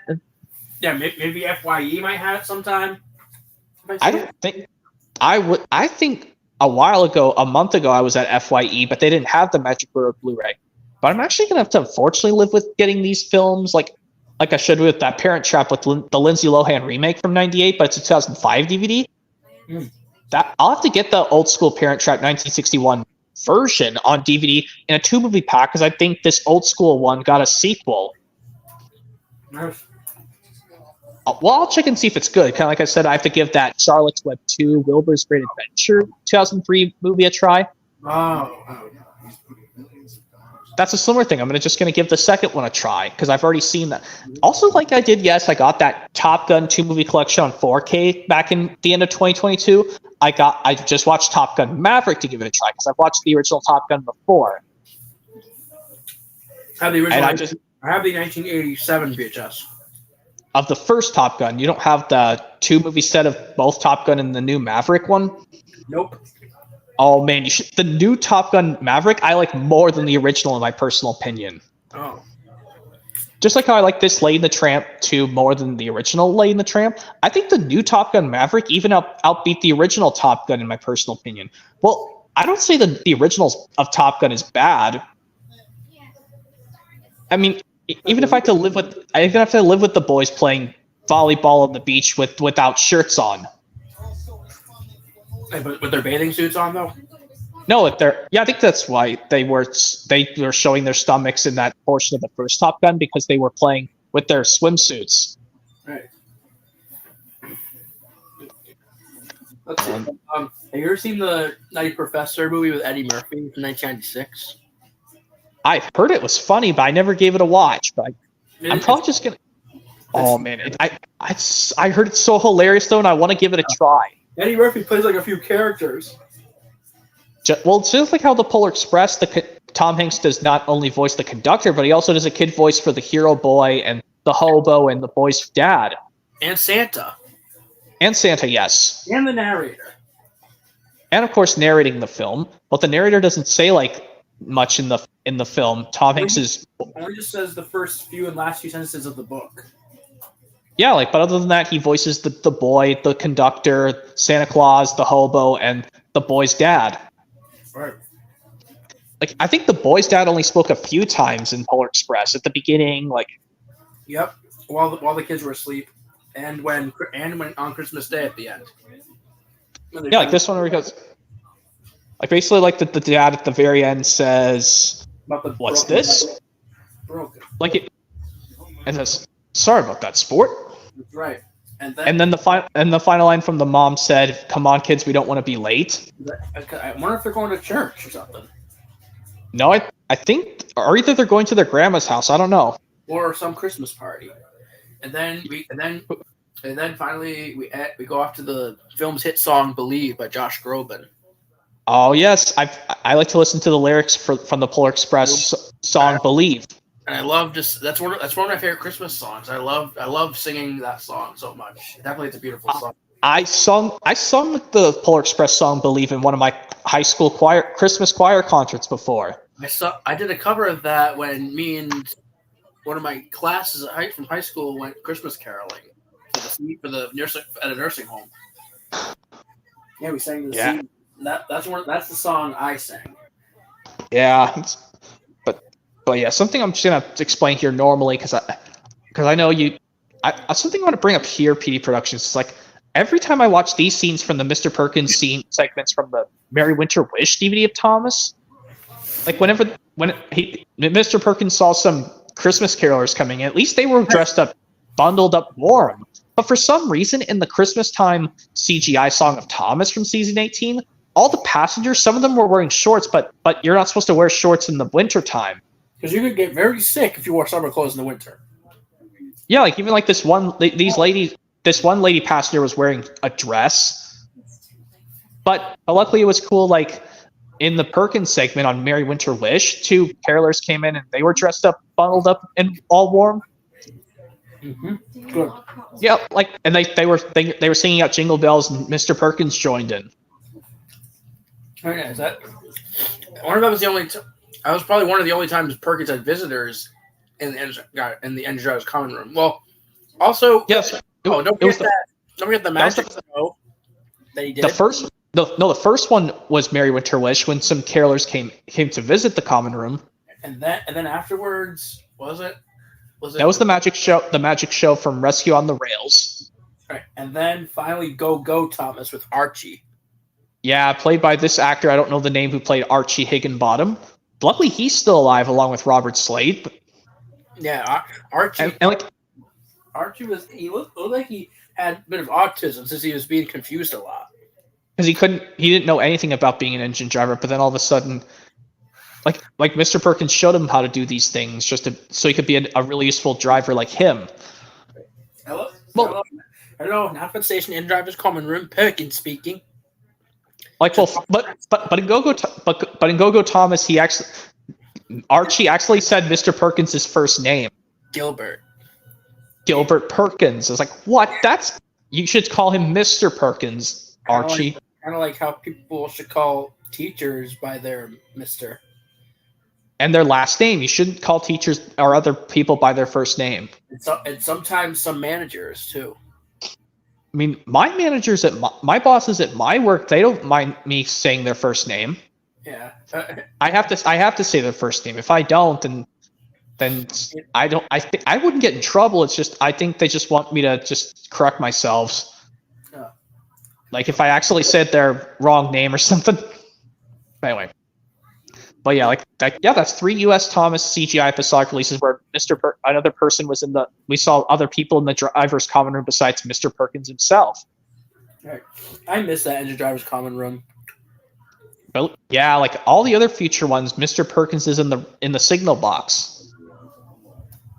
Right. Like even like the railway segments is like he says he's not on Sodor, he's on the mainland, but that signal box is literally on Sodor. Well, like when he does the signal, the postcard, or he's doing a story time from the railway series. Mm-hmm. Rest in peace, Ben Forster. Yeah, but the other people still remember Ben Forster. Right. He died pretty young. Well, the only reason he passed away in 2017 was cancer. Yeah, battle of cancer. It's right. But at least I still have those Thomas episodic releases to contribute Ben Forster by. Right, and there's a whole Storytime of Perkins compilation video made especially for his tribute. Yeah, I would know that, but anyway. But I do know my favorite Driver Perkins segment of all time from the CGI episodic releases. Well, the last one with all season 13 of Thomas is definitely the Line of Sodor one, where he builds this cool little model railway, and he builds it to tell the audience how he and other drivers do their jobs. That was the first Perkins segment I've seen. The one where he just builds a little model railway to show the audience how he and other drivers do their jobs. That's my favorite of any Mr. Perkins segment combined, because that one at least he doesn't freak out getting nervous about something later. Same with his very first one, Splish Splash Splosh, where he makes a cake. That was his official debut. And yeah, well, that and Splish Splash Splosh are my favorites from the season 13 ones, where Perkins doesn't freak out over something. Right, well, and like the one in Runaway Kite where he gets annoyed by Beaky when Beaky does these things to him, and he gets really annoyed. Nice. Let's see. Well, I mean, I do like the one where he gets ready for Arkwright's birthday. Like these ones from full season 13 releases, Perkins didn't even freak out at any of these things. You're right. Like, but the funniest one was when he was trying to show the audience how to play Pin the Funnel on Percy. He grabbed a banana while the phone was ringing. Oh man, yeah, that was pretty silly. And he was like, hello, and then he took the blindfold off, and then he grabbed the right phone, the actual real phone. Uh-huh.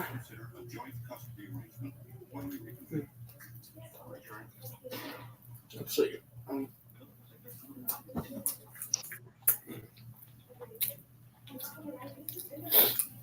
Yeah, and some people, I don't know why PBS Video Entertainment, I had to comment on his HMR saying, dude, what is wrong with you? Why did you seriously not recommend Up, Up, and Away?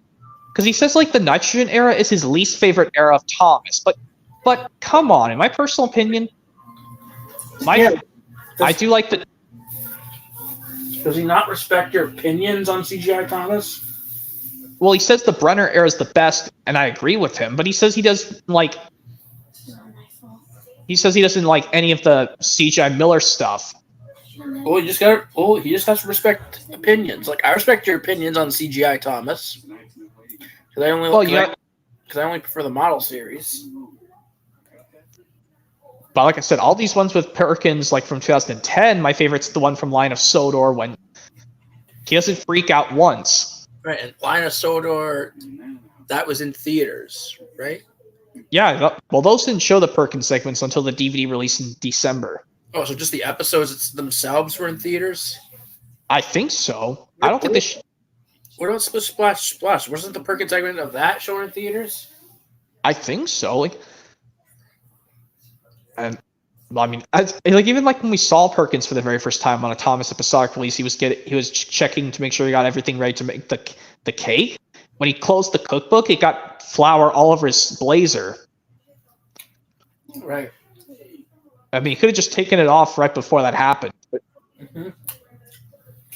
and like he said, like when Perkins introduces himself to the audience for the very first time, he says, "It's very hard work being an engine driver."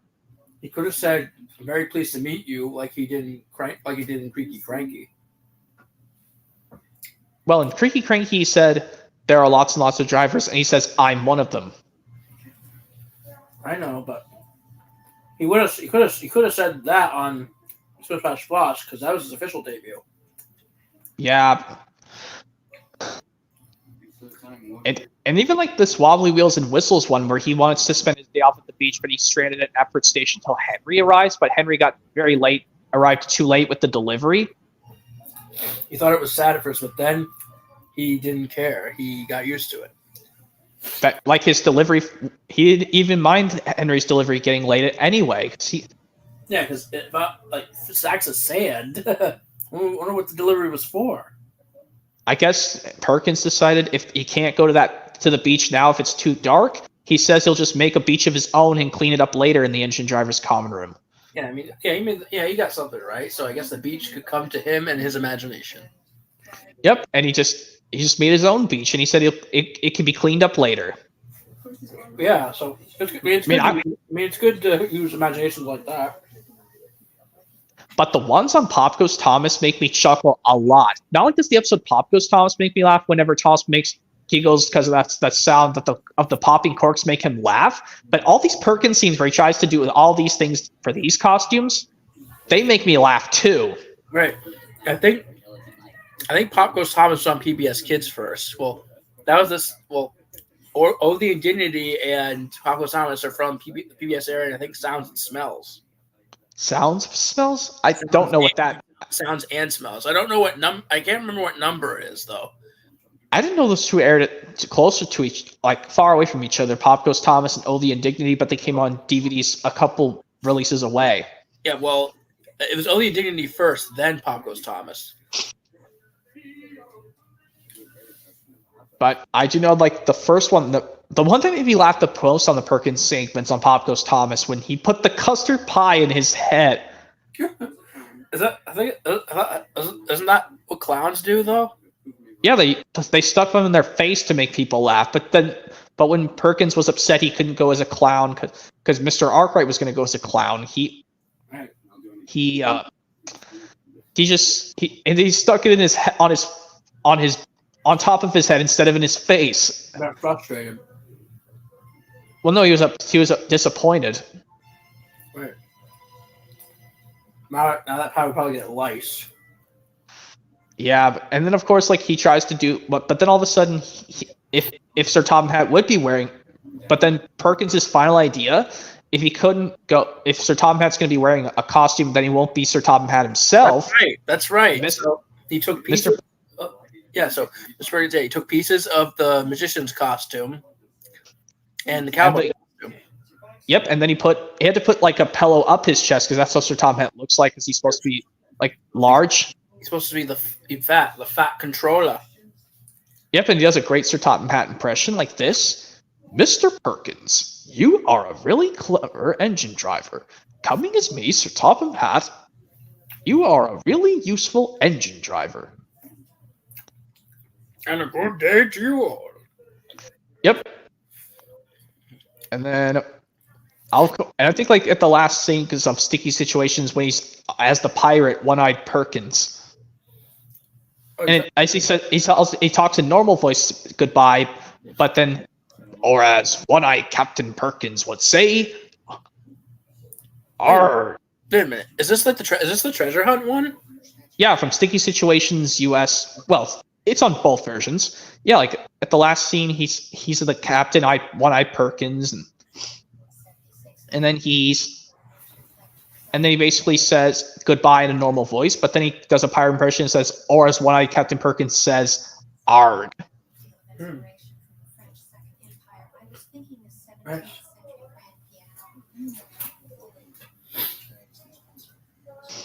Let's see. Oh, remember the band one where you play the different instruments? Yeah, he tried to play all of them, but then He decided to make himself a one-man band since the other drivers couldn't come.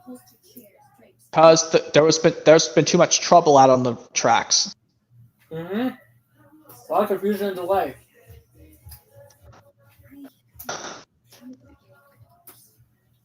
But at least like these ones, Perkins was being strict to the young Archie and Go-Go Thomas. Mm-hmm. Like first, like when Archie was full of, I don't want to say autism, because like Archie didn't know what to was just full. He was messing with the thing, like Mm-hmm. like when Perkins told him to leave it alone. Oh, yeah, the radio. It was right before everybody noticed the visitors.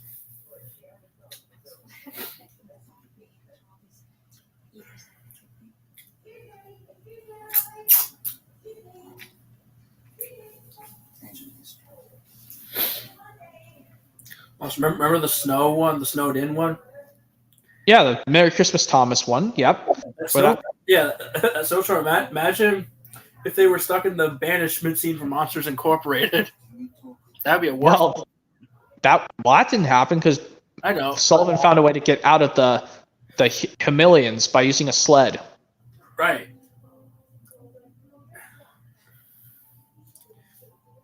Right. But yeah, like I said, like in the first one, he was so mad when Archie messed with the radio and he told him to leave it alone. Right. And he said, "Have you been hearing a word I've been saying?" And Archie says, and Perkins says, "No, I don't think so, Archie. He needs to listen." Right. And then Archie points to the audience and he says, "What is it now, Archie?" I mean, Perkins is really, really stern. Some people say Perkins is more sterner than any of the other scenes combined. Right. Because he needs to teach this Archie guy to be like a proper guy. If he doesn't, he won't be a useful driver. He won't try to be a driver like him. Yeah. Yeah, Perkins is trying to be clear. Yeah, at least Perkins was being a little firm in these scenes. Not compared to those stupid Lost Treasure parts where Sir Tom Hat was being a stupid moron head to Thomas. He was being a prick to him? Yeah, stupid moron prick to Thomas in Lost Treasure, Sir Tom Hat. But at least in the Perkins segments with him and Archie, he was very firm. Oh. Hey, probably right.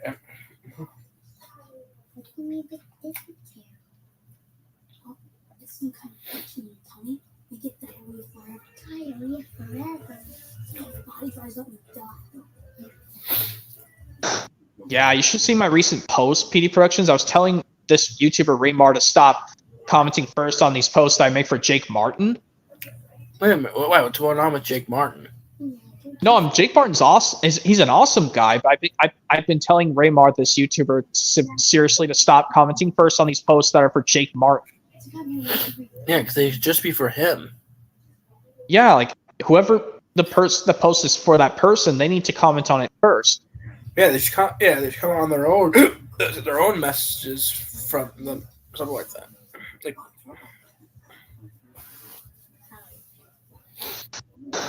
but who knows? But anyway, and then yes, I know the other one where Perkins tries to tell Archie to get himself dressed, but like one time Archie blew the whistle and it blew out Mr. Perkins' ear and it made him deaf. oh man, yeah, Archie was confused.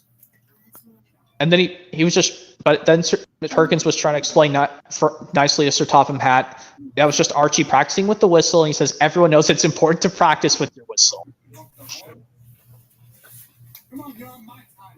And like this one, he shows Archie how to he makes Archie pretend to be an engine and pretend to do signal work. With the green and red flags. Like the two of them he messed up, but one of them he succeeded. Right. Because he like this one he stopped at the green signal, but everyone knows green means you go. Right. It's almost like it's like traffic lights in real life. Red means you must stop and stay still. Yeah, it's almost like red light, green light too.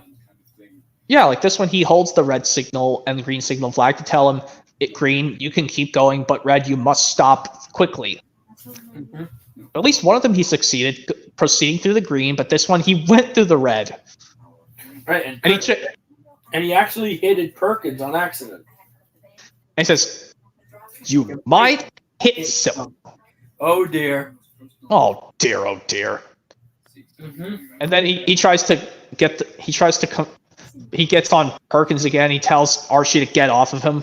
Because I think he was wiping something off him, or yeah. That is pretty funny, I will admit, Daniel. Because probably trying to help. And yeah, if you have Coco Thomas on DVD, you're in for a treat. Well, there's a way to skip to the Perkins scenes only, technically. I don't know. I mean, even if, yes, you don't want to get the CGI episodic releases, but you can just watch the Perkins scenes on YouTube themselves. Mm-hmm. But up to the Murphy Productions 828 only did it up to a Very Thomas Christmas. He didn't get any further. Very Thomas Christmas was the only CGI Thomas I used to have, because I had it when I was 9 years old. I got that for Christmas in 2012. Used to have it, but I don't anymore. Yeah, that one where Mr. Perkins, he has to get ready for a special in the morning. He has to meet up with the railway inspector to take a tour with Gordon. Yeah, it's trouble sleeping. Sometimes I have trouble sleeping, but yeah, it's just once in a while. But in like this one in the Birthday Express, like Mr. Perkins wants to play the piano, but the piano's too, and the noise is so loud it bothers the station master, and the station master had to set a complaint call. Oh. And Mr. Perkins told him, "Yes, station master, that was me playing the piano. I'm trying out for the Solar Talent Show as one of my talents for the talent show." But the station master told him, "You need to be a little quiet. I'm trying to work." And Perkins says he understands. "I'm very sorry, station master, to bother you." But for some reason, like when he was exclaiming out when he was reading a pretend story of Thomas's big day, like the pretend, well, it's just called the little engine's big day, but he pretends the blue engine is Thomas and the silver engine is Spencer. Right. Spencer's he's fast, big silver show off, but he's a good one. And then he says, "Hurry up, slow coach." Right. I'll be right back. I gotta put my plate in the sink, and also I gotta use the bathroom. So okay. Yep. Okay, luckily your thing will be okay. Okay, his thing's off. Okay. And he's back. Well, he's still with me, guys, but his thing is off and he's muted because you can't do stuff like that on streams. You gotta, well, just make sure you turn your mic and other screen off, just so people don't hear it. Because I'm not like those people on Oshitaka Mushrooms.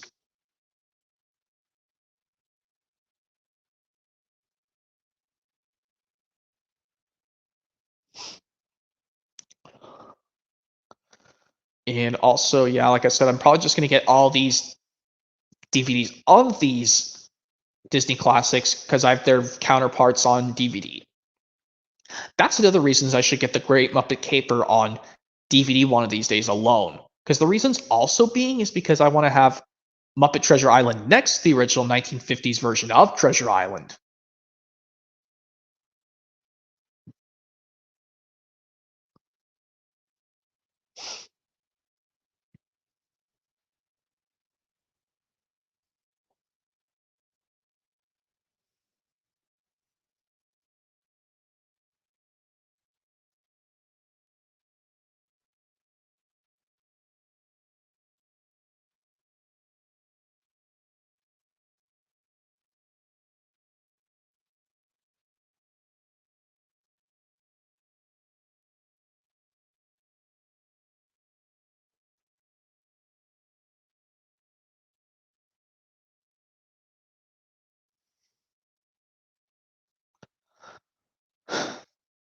But like I said, yeah, I'm probably just going to get Great Muppet Caper on DVD by itself.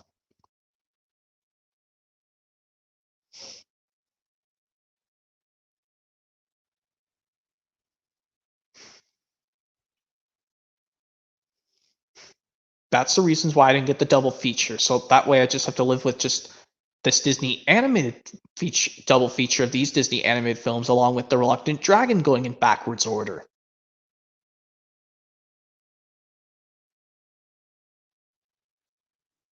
Yes, it's Jake Martin. Yes, please let me add him. Hey there. Hey, Jake Martin. Welcome to the chat stream for June 19th, aka Juneteenth holiday. Yippee! Yep, I got some amazing stuff to show you. It's just so awesome stuff. Let me start with the coolest. Well, we'll save the Thomas stuff for last. And, thank you for saying hi to Jake, Daniel. Thanks, Daniel. I got some more Disney Princess story stuff on DVD. Oh. Got Volume 2, which is Tales of Friendship, and this Enchanted Tales Follow Your Dreams 2007 release, which some people say could be a true animated sequel to the original Sleeping Beauty from 1959. Oh yeah, notice your iPad was up while you were... Yeah, I know. You're making something really important. It's probably something important. Well, the last post I posted was Toby with laser eyes, but he's furious. Yep, like his impression from like when he did it from Horrid Laurie when he told the Laurie asking him off Toodle. Toodle? Or like when the Laurie says, well, no wonder this railway's a mess. You belong in a museum, not working in the... Like when the Laurie's laughing at him a lot, saying, no wonder this railway's a mess, you belong in the museum, not working in a quarry. And here's something really... I don't know if you've seen these, Jake Martin. The Father of the Bride 1 and 2. I don't think I saw them. You'll probably like these, but I think to give the first one a try. Because the second one, I'm warning you, that plot is so messy and ridiculous. Oh! I say that. The plot is all messy and ridiculous. Like, how can both the mom and the daughter be pregnant? Like, that is so messy and ridiculous. That's what I like to say. But, you know, it's something similar to that But actually, it did happen in one of my relatives in my family in real life. It's when my grandma was pregnant with one of her kids, and my great grandmother on my dad's side was like that too. So maybe something similar like that happened. Jesus Christ! I know, geez Louise. But anyway, but here's something awesomer: The Parent Trap 1998 remake with Lindsay Lohan. I feel you've probably not seen the original Parent Trap or this. But man, these films are so good. The Parent Trap. Like I'm just showing Lindsay Lohan remake from '98 that came out the same year I was born.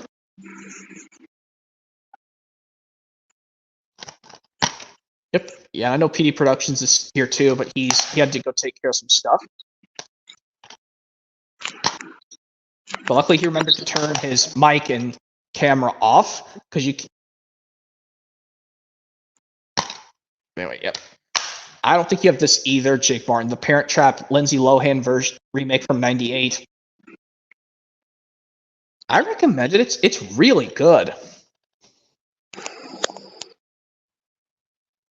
I was like, this cover looks kind of cute in my opinion, but I was like, and I noticed why. This is the actress who plays the two twin girls. It's Lindsay Lohan. I guess this is a good thing for a young Lindsay Lohan to star in a film that made her debut, because you know Mara Wilson made her debut in 1993's Mrs. Doubtfire.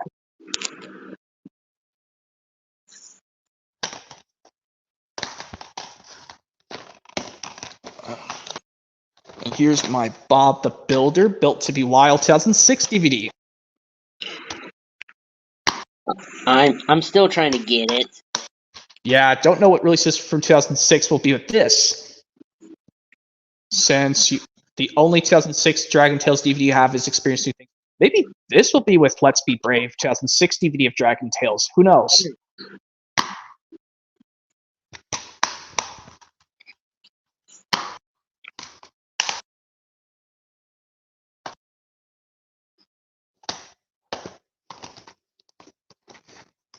And here's my Thomas Comes to Breakfast one. Yeah, I think you'll have to live, because I don't know if you'll get Thomas. Well, you're getting Thomas Comes to Breakfast in a slimmer case, but it just won't have this Thomas filter like this.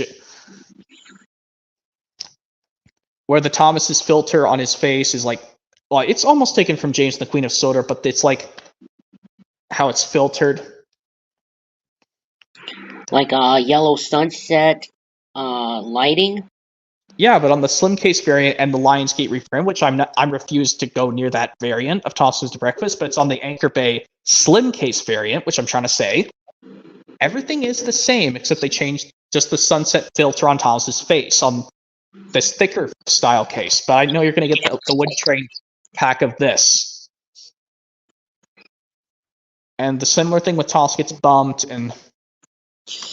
Yes, just like I got my Thomas Gets Tricked and Tracks iTunes DVDs with the exact same Wooden Railway Thomas toys, but I just wanted the DVDs, so... Yeah, but something I would like to do if I actually got another Thomas is I want to put those faces on the 2022 redesigns of the Wooden Railway engines. But yeah, I know Thomas Gets Bumped in this are probably going to be in Wooden Train packs.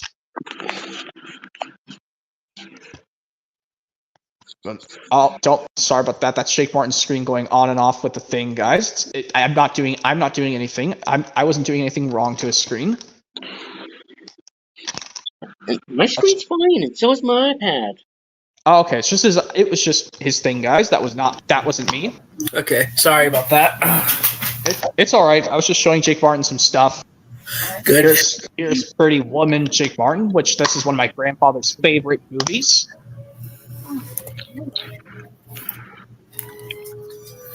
Here's Pretty Woman, the 2000 DVD release, because it says right here 10th anniversary, because it said it came out in 1990. This is a 2000 release.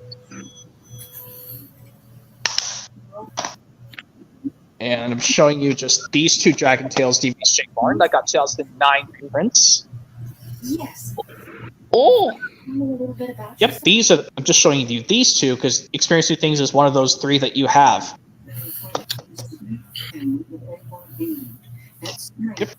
Yep, and here's Easiest 1, 2, 3. Well, I know what it looks like. And Believe in Yourself, which has one of my favorites. Yep, it's my second favorite Dragon Tales Baby Dragon episode of all time, next to Cassie the Green-Eyed Dragon, just for laughs.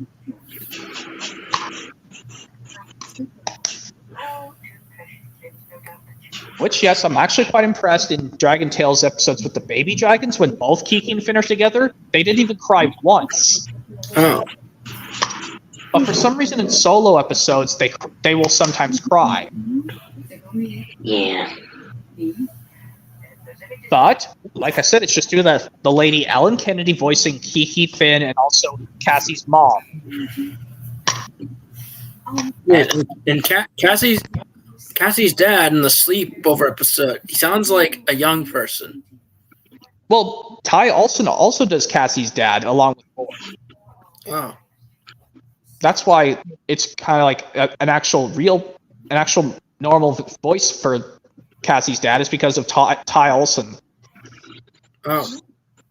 I mean, I want to meet the people who voice the Dragon Tales characters, but they're probably all adults by this point. Well, some of them were already adults, but they just had to make them sound generic to make the characters sound like they're children. Yeah. Like, I would like to meet... Because did you know that the voice actors for Zack and Wheezy were the same birthday, PD Productions? Wait, same birthday? Yeah, Jason Mikas, who does Zack, and Kathleen Barr, who does Wheezy. Their birthdays are both April. Very nice. And Wheezy called Zack Zacky. Yeah, that's how in Star Wars they call Chewbacca sometimes Chewie. Oh. Sometimes I call someone named Zack Zacky sometimes. I just call people Zack in real life, honestly. Yeah, Whenever I see a Zack person, I just say Zack. Yeah, I do both. It's sorry that you heard a second or two of a couple of YouTube videos that I'm on right now. I mean, probably. Sorry about that. It's okay. I was just trying to show Jake Martin some cool stuff. Yeah. Because I was showing you before, now I'm showing him them. Well, now I'll show you. Well, I gotta show him the Bambi movies first, because I know he doesn't have these Bambi films on VHS. But like I said, he'll have to have good luck finding that Bambi 2 VHS. Right. And it's like, oh, I was just looking at the back of Bambi. It says wise friend Owl. It's like it's similar to Owl in Winnie the Pooh. Well, it's friend Owl and Bambi. Yeah, friend Owl. Well, friend Owl, but in Winnie the Pooh, they simply call the character Owl. Right, kind of like in Kipper, he calls the owl Big Owl. I wouldn't know because I don't have a single Kipper DVD in my collection. Have you ever watched Kipper? Oh yes, I love that show. It's so. Well, I have these Kipper DVDs. Yep, some of them would have to. We don't know what they are just yet. I've seen every single episode of Kipper. But something I really want to try, Cool PD Productions. I think you don't mind me bringing this up. Like the show Wonder Pets, I'm shocked when I was looking at the list of videos on Wikipedia. They have a complete first season of Wonder Pets, and I want to buy that. Very nice. Yeah. So I don't have to worry about owning these season 1 episodes individually. Oh yeah, it's easier.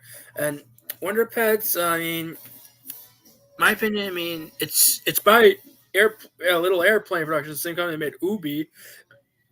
I like Ubi a lot better, but Wonder Pets is okay. But actually, I love Wonder Pets because you know it's like how three pets from a classroom rescue a fellow. Well, rescue fellow animal friends, yeah, and they sing nonstop. Yeah, they all love to sing. So it was basically a musical. It's kind of like a musical, yeah. Sorry if I'm talking a little slow and quiet because my grandma just walked in. Also, have you ever seen Ubi?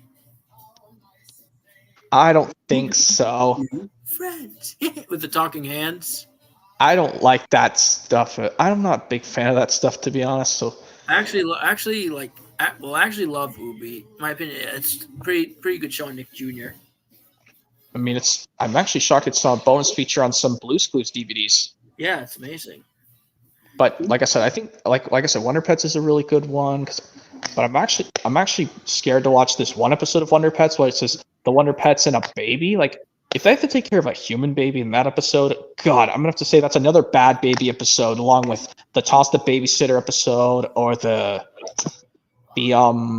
Drake and Josh 2 men and a baby, and it's 2 idiots and a baby episode 4. Yeah, and the SpongeBob these 2 bad baby episodes of SpongeBob, Rockabye Bivalve and Squid Baby. Oh, Squid Baby from season 9. Yeah, and Rockabye Bivalve from season 2, I think, or 3. Season 3. That's a good episode. What's wrong with it? The baby clam crying constantly over and over. That's a nice nostalgia episode though. Like there's some good quotes in there.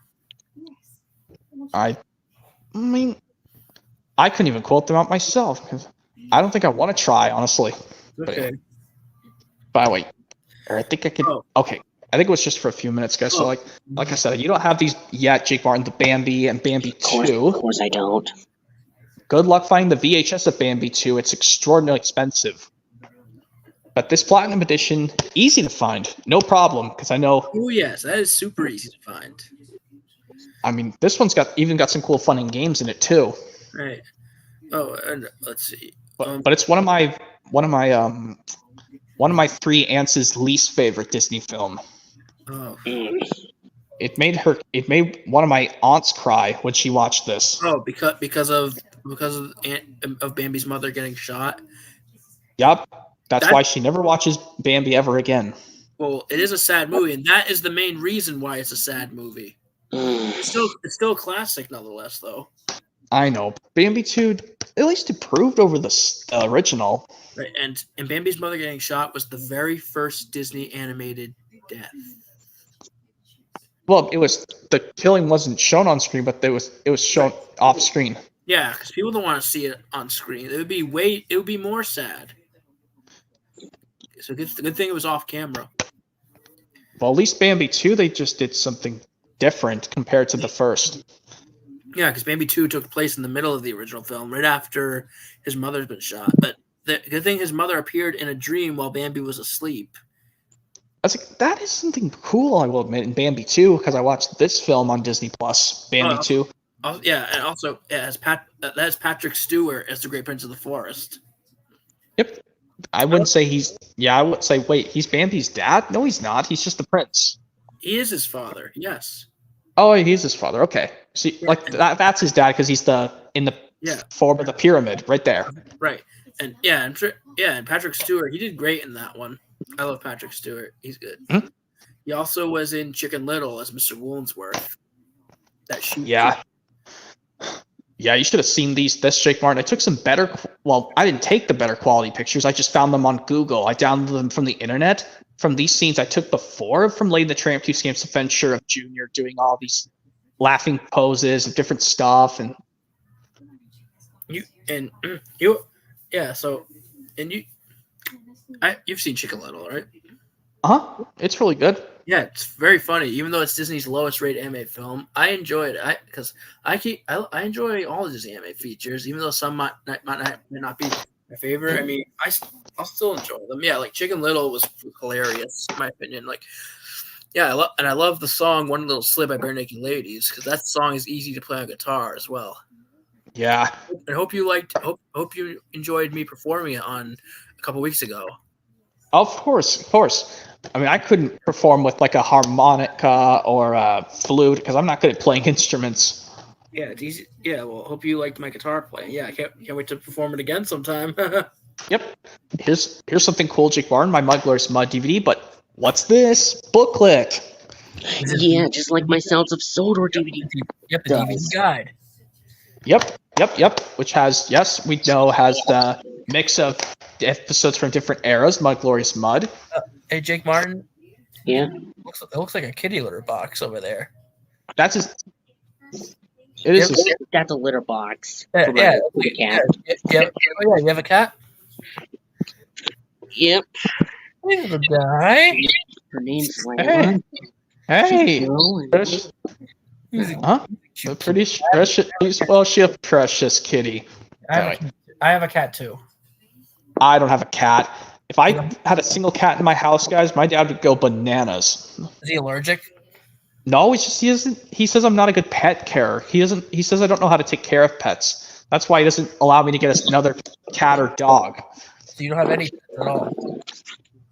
I had a dog a while ago, but she passed away 9 years ago. The dog passed away 9 years ago, and then I had a cat, but she ran away. So I guess there's no pets in your house? Nope, because neither my dad or grandma likes a single animal in the house. Because if they see like one cat or a dog, they'll just go nuts. Anyway. Would they punish you? No, they would just tell me, why is that animal in the house? Oh. They wouldn't punish me anymore because I'm an adult. Yeah. Once they would just. Now I'm 21. And now Jake Martin's 20. Damn. Is where we gonna start? What? No, I'm saying yes, all of us are an official adult timeline, but I just turned 26 already. Nice. And what? They wouldn't even let you have a fish either. I mean, fishes are no. Well, if I got a decent amount of fish in a fish tank. But anyway, yeah. What about a fish? I mean, I wouldn't honestly know, but yeah, Mud Glorious. Even I swapped the disc, Jake Barn, because this one from the other copy of Mud Glorious Mud has less fingerprints on the disc. That's why I swapped it. You know, there used to be people used to have pet fish in bags. That is cool, but yeah, now I'm going to show the booklet to my Mud Glorious Mud. If someone shakes the bag with the fish in it, it might hurt the fish. Yeah, just like how the evil Darla did it in Finding Nemo. She kept shaking the bag. Right, she wouldn't stop shaking the bag. Poor Chuckles. Oh, first it goes like this, bloat goes, Darla. What? What's wrong with her? And then this one character says she wouldn't stop shaking the bag. Basically goes like this, Darla. What? What's wrong with her? And then to ride on the Porcelain Express. And then she wouldn't stop shaking the bag. Right. But yeah, now I'm sure the booklet's in Mugglers Mud. Yep, like I said, here's what shows on the DVD, and yes, has the error on the character gallery from the Trusty Friends version. Well, I think the Trusty Friends one, they still have the Isabella spelled correctly. Right. But at least like on this one, on Trusty Friends, they fixed Ned's picture. Right.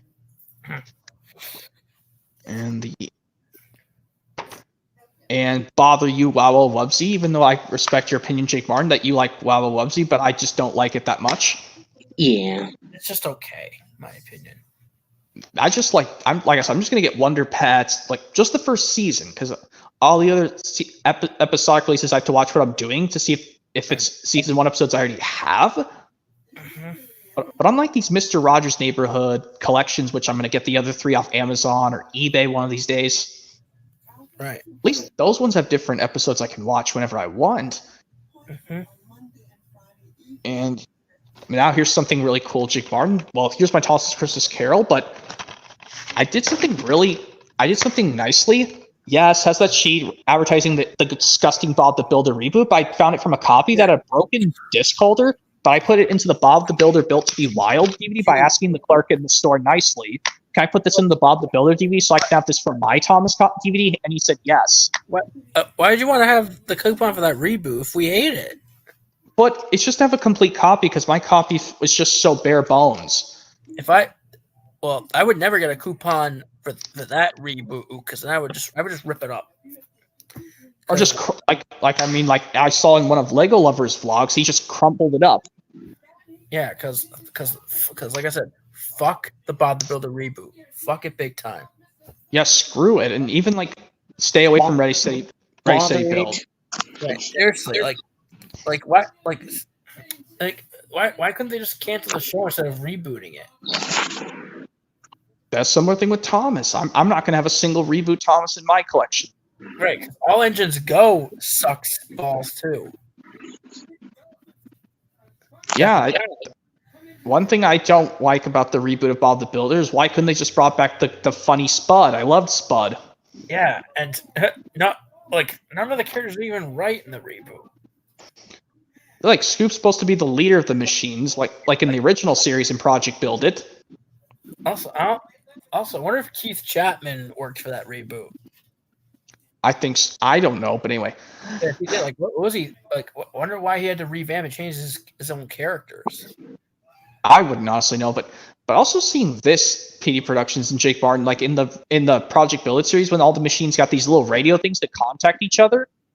Seeing those talkie-talkies?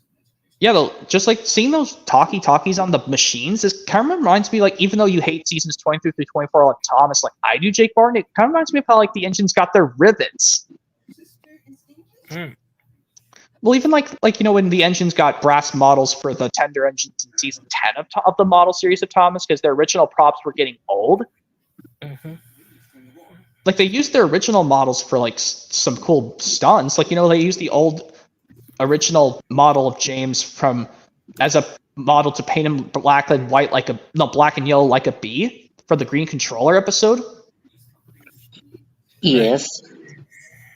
It's like. Well, like in that original James model, there's no rivets, but for some reason in the brass models of the season 10 tender engines, they have the rivets. Or no, I think in the rivets are missing on the brass models, but in the original ones, the rivets are still there. It's similar thing like when they use Henry's old original stunt for the stunt model because he's struggling with regular coal in It's Good to Be Gordon from season 10. Uh-huh. Even though Henry's not supposed to be using special coal anymore, even though due to those stupid people in the Writer's Bible, they said he's an hypochondriac, whatever you call that word. Yeah, not sure.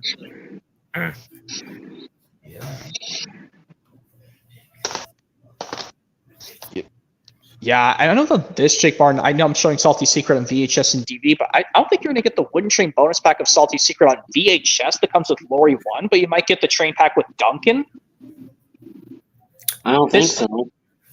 You're probably not going to get the VHS variant of Salty Secret that looks like this, but it comes with Duncan, or it comes in that big box variant with Lori 1. No. Probably just get... Can I just get what? I was telling Jake Barn if he was gonna get the Wooden Train bonus packs of the VHS of Salty Secret that comes with either Lori 1 or Duncan. Alright, so as I'm trying to say that I love Duncan. He's one of my favorite Thomas characters. Yeah, it's like he's the cool yellow character. I think he's the first official yellow character in Thomas and Friends. Yeah. Officially. Mm-hmm. I mean, if that's true, unless you don't count Molly, because Molly's the only standard gauge yellow engine. Yeah, I know. Yep. I'm probably gonna get this big box Wooden Train bonus pack of Salty Secret on VHS. Yeah, nice. So yeah, Duncan. Yeah, he's nice. Yeah, Robish. Yeah, I think this is Alec Baldwin from Duncan Gets Spooked. Right. Yeah, Robish. Let's see. Yeah, George Carlin's Duncan didn't say rubbish in season 4. Yeah, you're probably right. There's also Duke is another great character as well. Yeah, I wish he stayed in the model series. He was a great. Right. Also, Sir Handel and Peter Sam, Renee Scarlowy. I love the narrow gauge engines. Yeah, at least they were acting the way they were in and when they came back in CGI. Scarlowy's the oldest and wisest. Right. Even if he's voiced by Keith Wickham, voices him and Glenn in the CGI series. Nice. Here's my DVD of Salty Secret, which I'm actually gonna find a way to get that version that comes with a red with yellow words on the printed on sticker. Oh man, I want that DVD variant so bad, so I can have 2 different variants of Salty Secret DVD. 2 different variants. I'm sure you'll. Yeah, don't worry. I'm sure you'll get. I bet you'll get the other variant soon. I'm pretty sure. I mean, it looks identical. It's just I guess have to have the little red circle like it's not a sticker. It's actually printed on the actual artwork itself. Nice. Percy's Chocolate Crunch did the same thing, but I didn't bring Percy's Chocolate Crunch and James Red Balloon with me, but Percy's Chocolate Crunch did a similar thing like that. Right. And when I looked through this DVD, Jake Barn of Built to Be Wild, thank God it was the original 2006 release, not the Lionsgate reprint. Very nice. Let's see. Okay. You got. Also, do you guys ever tell jokes sometimes on live streams? I don't think so. Oh. I don't like to tell jokes that much.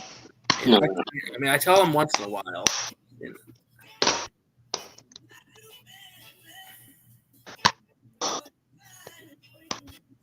Yeah. Let's see. Also, also, what you told me in one of my previous streams, Jake Barn, how your grandmother on one of your parents is, depending on whose side she's on, she's the similar thing as my grandmother on my mom's side.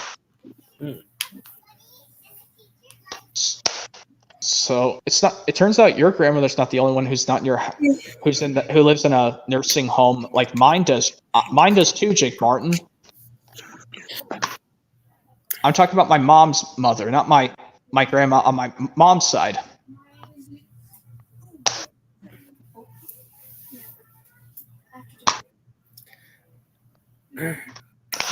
Also, in just a few days, it'll be the 30th anniversary of The Lion King. Oh yes, I will remember to do that for a 30th anniversary post for it. Oh, like a 30th anniversary live stream? No, just a post. I'm just gonna find some images of the poster and just like maybe do an on this day fact on it. Yeah, just put a post saying happy anniversary to the film. Because Mr. A. Crizzy does like on this day fact on social media. Mm-hmm. Yeah, I do him too because of him. Yeah. That was just my brother, guys. Don't worry about it. It was just my brother. I'll probably do maybe a Lion King collection video on his 30th anniversary. Yeah, it might be all variants because it might be larger than Super Jackstraw 1's because like one of his Disney sing-along tapes did have the wrong tape inside. I'm holding up Best of Thomas. I'm holding Best of Thomas on VHS because I still remember that memory. I went to that. I was at the Goodwill with my mom. I was gonna get the Best of Thomas VHS, but it had an earbud tape inside. Jeez, yeah. I came across a bunch of media that had wrong stuff, that had wrong shit in them. Yeah, like what on earth? But anyway, best. Wow.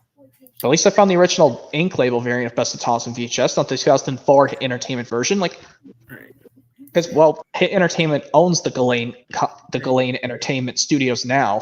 Nice. And I'll tell you about some stuff that happened to me one time when I was getting physical media. Like one time when I was about to buy a VHS of Hocus Pocus from 1993, it came with had the wrong tape in it. And then the second time that happened to me is that when I bought a DVD of Rugrats Go Wild, the movie from 2003, that had the wrong disc in there. Like, what the hell? I think it was the previous owners who did that. But luckily, when I go to stores, I just check to see if it's the right thing, and if it is, I'll buy it. But if it's the wrong thing, I leave it on the shelf. Right. So and probably leave it for the people to put it like somewhere in storage or not sell it. That's what I do. Yeah. Yeah.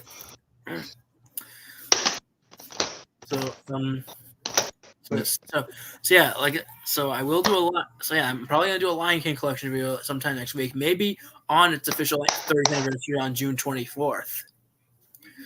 And yeah, so I have for Lion King stuff, I have 2 VHS tapes, 3 DVDs, 2 Blu-rays,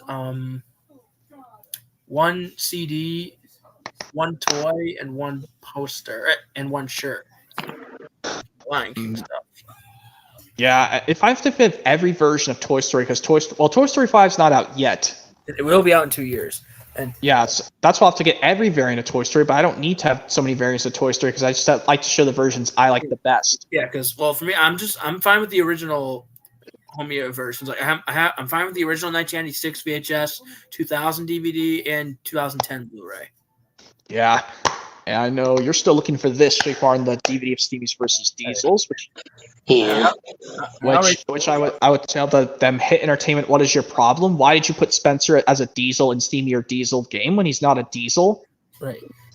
And I already mentioned that I had the Lion King poster. Of course, that's the final poster for the Lion King. Oh, that's cool. Yeah, like there are difference between teaser posters and final posters. Like because after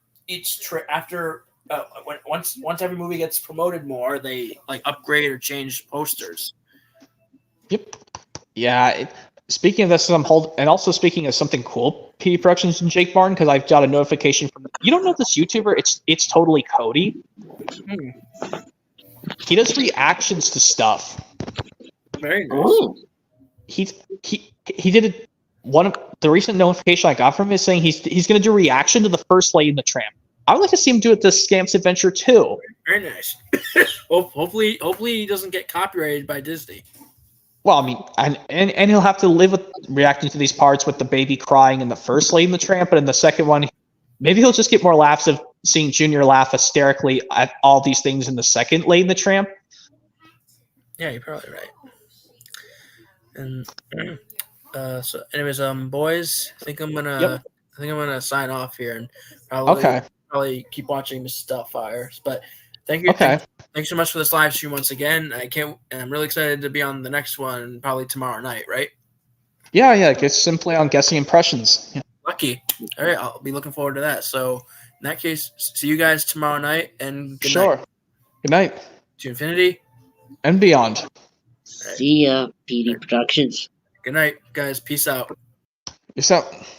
All right. Whew. Okay, at least, and I'm glad PD Productions didn't say my real name at least once, which I'm pleased about. Yeah, because when I made a post with Henry annoyed, I was annoyed. Well, at least you didn't put because you couldn't put the laser eyes on Henry's annoyed face because that would make him like really annoyed. Because I can only use because the last time I used Henry with his laser eyes, he was very, very mad. I think it was the scene from Magic Railroad when he calls out my stuff.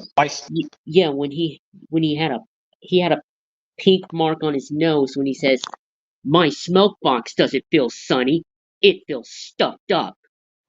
And before Gordon says, "Nasty fumes from dingy diesel." And Diesel is after the lost engine. Yeah, yep. I'm showing you more of Scamp's Adventure, Jake Barton. The reasons why, because I found these much better quality pictures of these scenes from the movie. Well, ones I took pictures of before, but these ones I've never had before.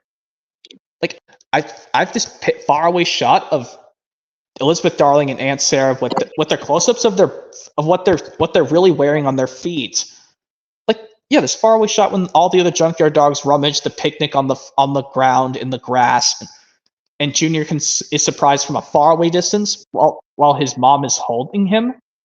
Man, like I said, I can't text you it, but I can post it, which is good.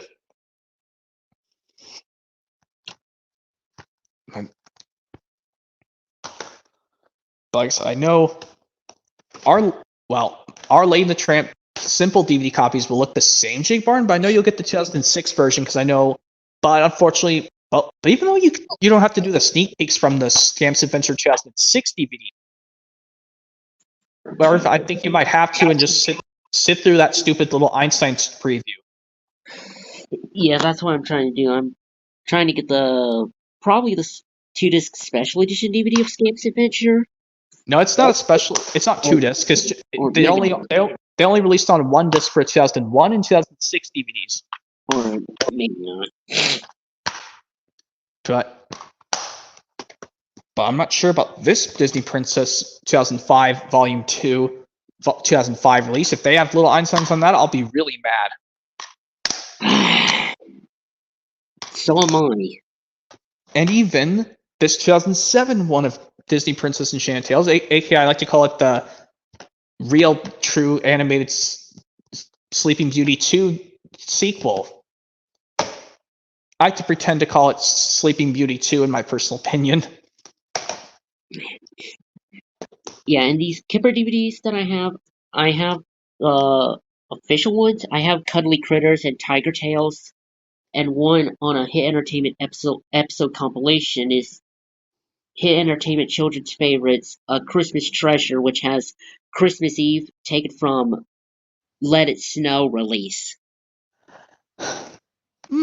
Interesting. I mean, I don't have those releases quite yet, but also I think I told you this. I don't think I told you this, Jake Martin. I didn't bring Santa's Rocking with me, but that's okay. I got another DVD copy of Santa's Rocking, the original 2004 release, not the Warner Home Video release, because like I said, I like this old style Hit Entertainment logo the best. Because like I said, which one do I want better for the rebrand of the Hit Entertainment logo to come back? This logo like this variant still, but they're just going to replace it with the cube instead of using the globe like this one. Because like I said, I like the old style Hit Entertainment logo since I was a kid. And that rebrand Hit Entertainment logo comes back, I want this style to come back technically. Like basically this rebrand of this old style logo come back for the rebrand, but they're just going to put the cube instead of using the globe. But I mean, if they did a Hit Entertainment rebrand, I mean, Thomas is still part of Hit Entertainment technically.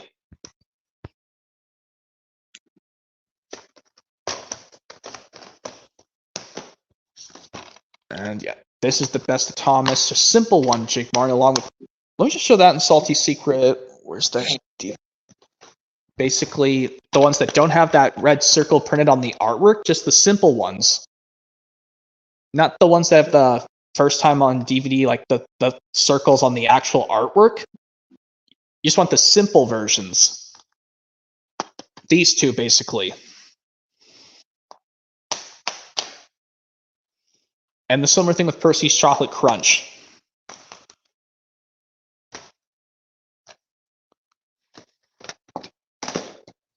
But now here's something I never got to show before. Charlotte's Web 2006 live action remake. I don't know if you have this yet, Jake Barton. It's so amazing. I don't think so. I don't have it. Okay. I know you probably don't matter which format. You get this one on. Yeah. Even the cartoon 1973 version on DVD. But the second one, Wilbur's Great Adventure, has always been in full screen. Or if you get the double feature of the two cartoon Charlotte's Webs, you can watch the first one in widescreen and the second one in full screen. And this one don't matter the format. Because I loved reading Charlotte's Web in middle school.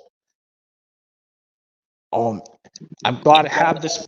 Even if I still have this movie, like the remake, just to contribute. Well, not to contribute, but just to have in love and memory of the great author, the late great E.B. White.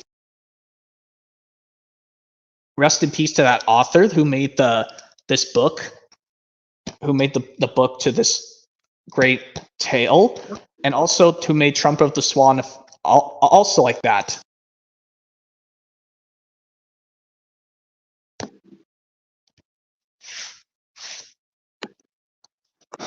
Yeah, I also saw your other recent post, Jake Barnes, saying with Duck saying bother Elma's way, because why do we need another bad girly show like that?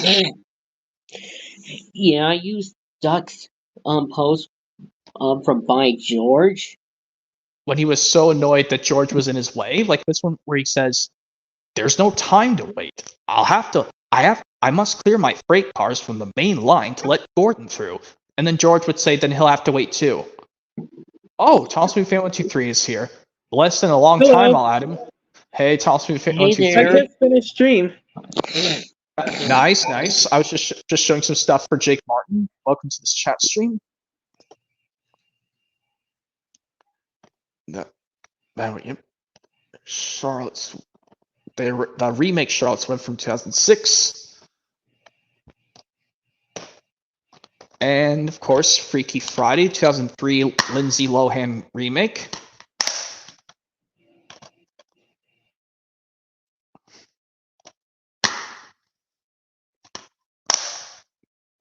This one's easy to get for you as well, Jake Martin. The Lindsay Lohan Freaky Friday 2003 version on VHS and DVD. That's also easy to get for you. And also the original 1970s version too.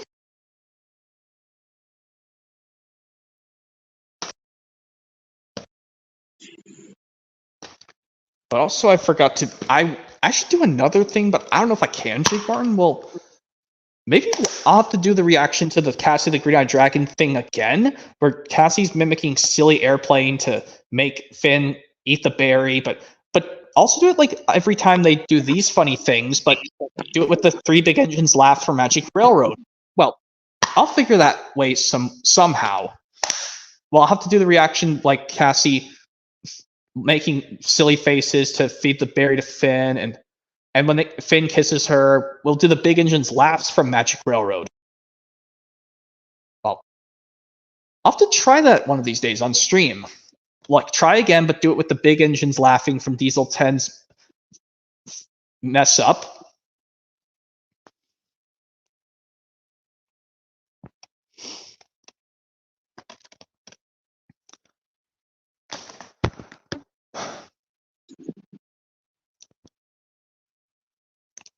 And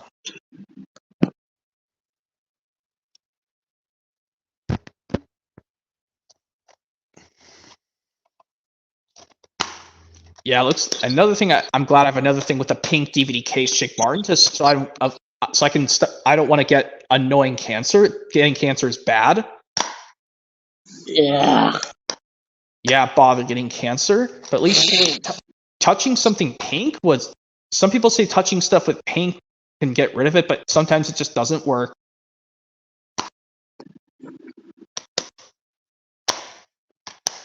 Well, you know what I mean. But at least I own something in a pink case, technically.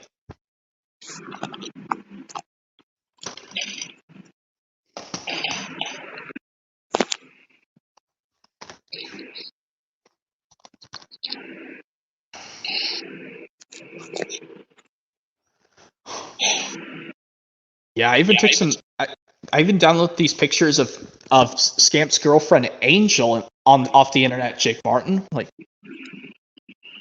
see, that's the cute little dog right there, Angel, voiced by the actress Alyssa Milano. Oh man, she is so cute. Even like compared to this release, well, this version rather.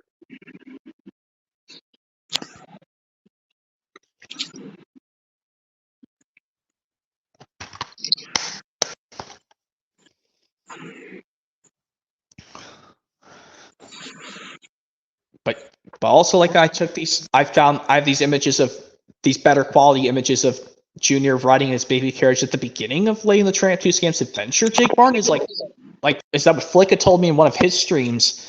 Is similar to this one episode of Flintstones called Daddy's Anonymous, which I know both of us don't have Flintstones the complete series yet. Probably not. Because I know, yes, I wasn't upset when at that birthday post you made for me that Flintstones wasn't added, but that's no matter because that's all that everyone knows Hanna-Barbera.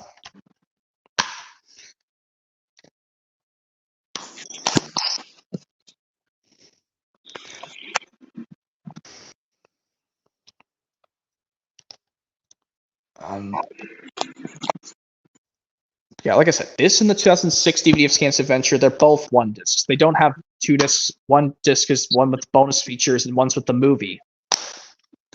Well, one particular Disney film does that, though. Brother Bear does that, though.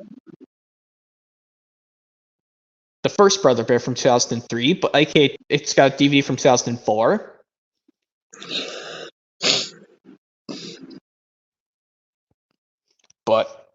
But I don't know if there's going to be bad Little Einstein trailers on the Bambi and Bambi 2 DVDs. I'll have to look through these.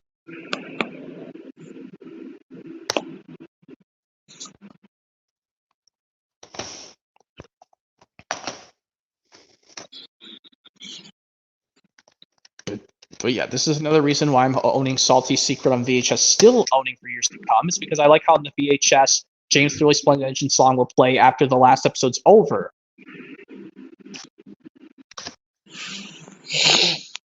Maybe I might prefer where on the VHS, the song does play after the Vintage Quarry Truck episode is over.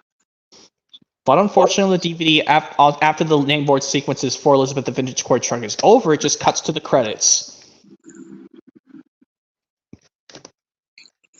Yeah, there might be some Thomas releases that I might prefer on VHS instead of on DVD, because, songs will play after every single episode is over, but on the DVDs, after every single episode is over, it goes straight to the end credits. Well, this one is an exception, along with Toss's Christmas Wonderland, and along with the VHS versions of all those Season 5 releases before this. I didn't bring the Cranky Bugs VHS with me, but like I said, this is another reason I like to own Cranky Bugs on VHS. I'm still trying to get Cranky Bugs on VHS. I know it's going to be the one with the new logo, not the old logo. Yeah. I mean, if you like the Ghislaine re-release on VHS better, that's fine. Because, I mean, at least it'll come with I know it'll just come with a simple black tape, but I'm going to get the blue tape ink label for Cranky Bugs soon, but because I have the correct box.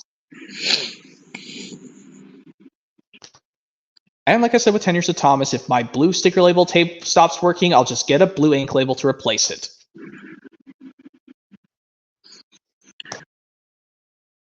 But I'm not quite sure if I'll replace this Diamond Edition Blu-ray of Lady and the Tramp, the first one. I might, because I like how that one, they fixed the Buena Vista logo error at the beginning. Kind of like with the signature Blu-ray of Bambi that I have. That one fixes the logo error. Whenever I watch it on Blu-ray, that is.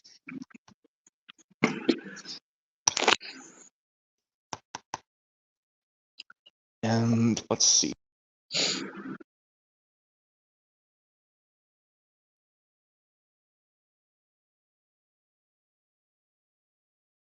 Sorry about that again. That was my brother, guys. It's okay. I should have just talked quietly. Anyway.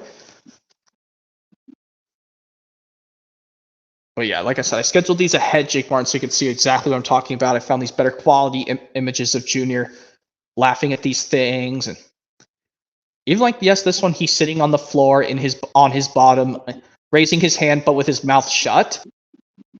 Yeah. I had to pan not pan the image, but I had to make sure this particular line of this portion on the stove in the kitchen area of the house, this portion of the line was sing, because make sure the character was centered on the image a little bit. But anyway, okay, I think what I'll do, because I've got 1 more minute left, Jake Martin. I guess since we'll do something cool, I'll just do an impression. Why not? Because it's gonna be prepared for something cool tomorrow. Anyway, yep. Let me see if I can do an impression fast.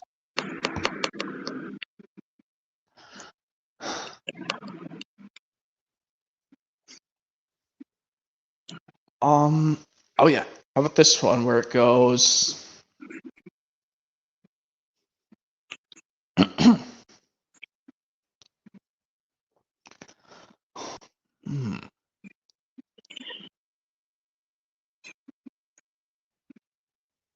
Oh yeah. How about this impression where it goes?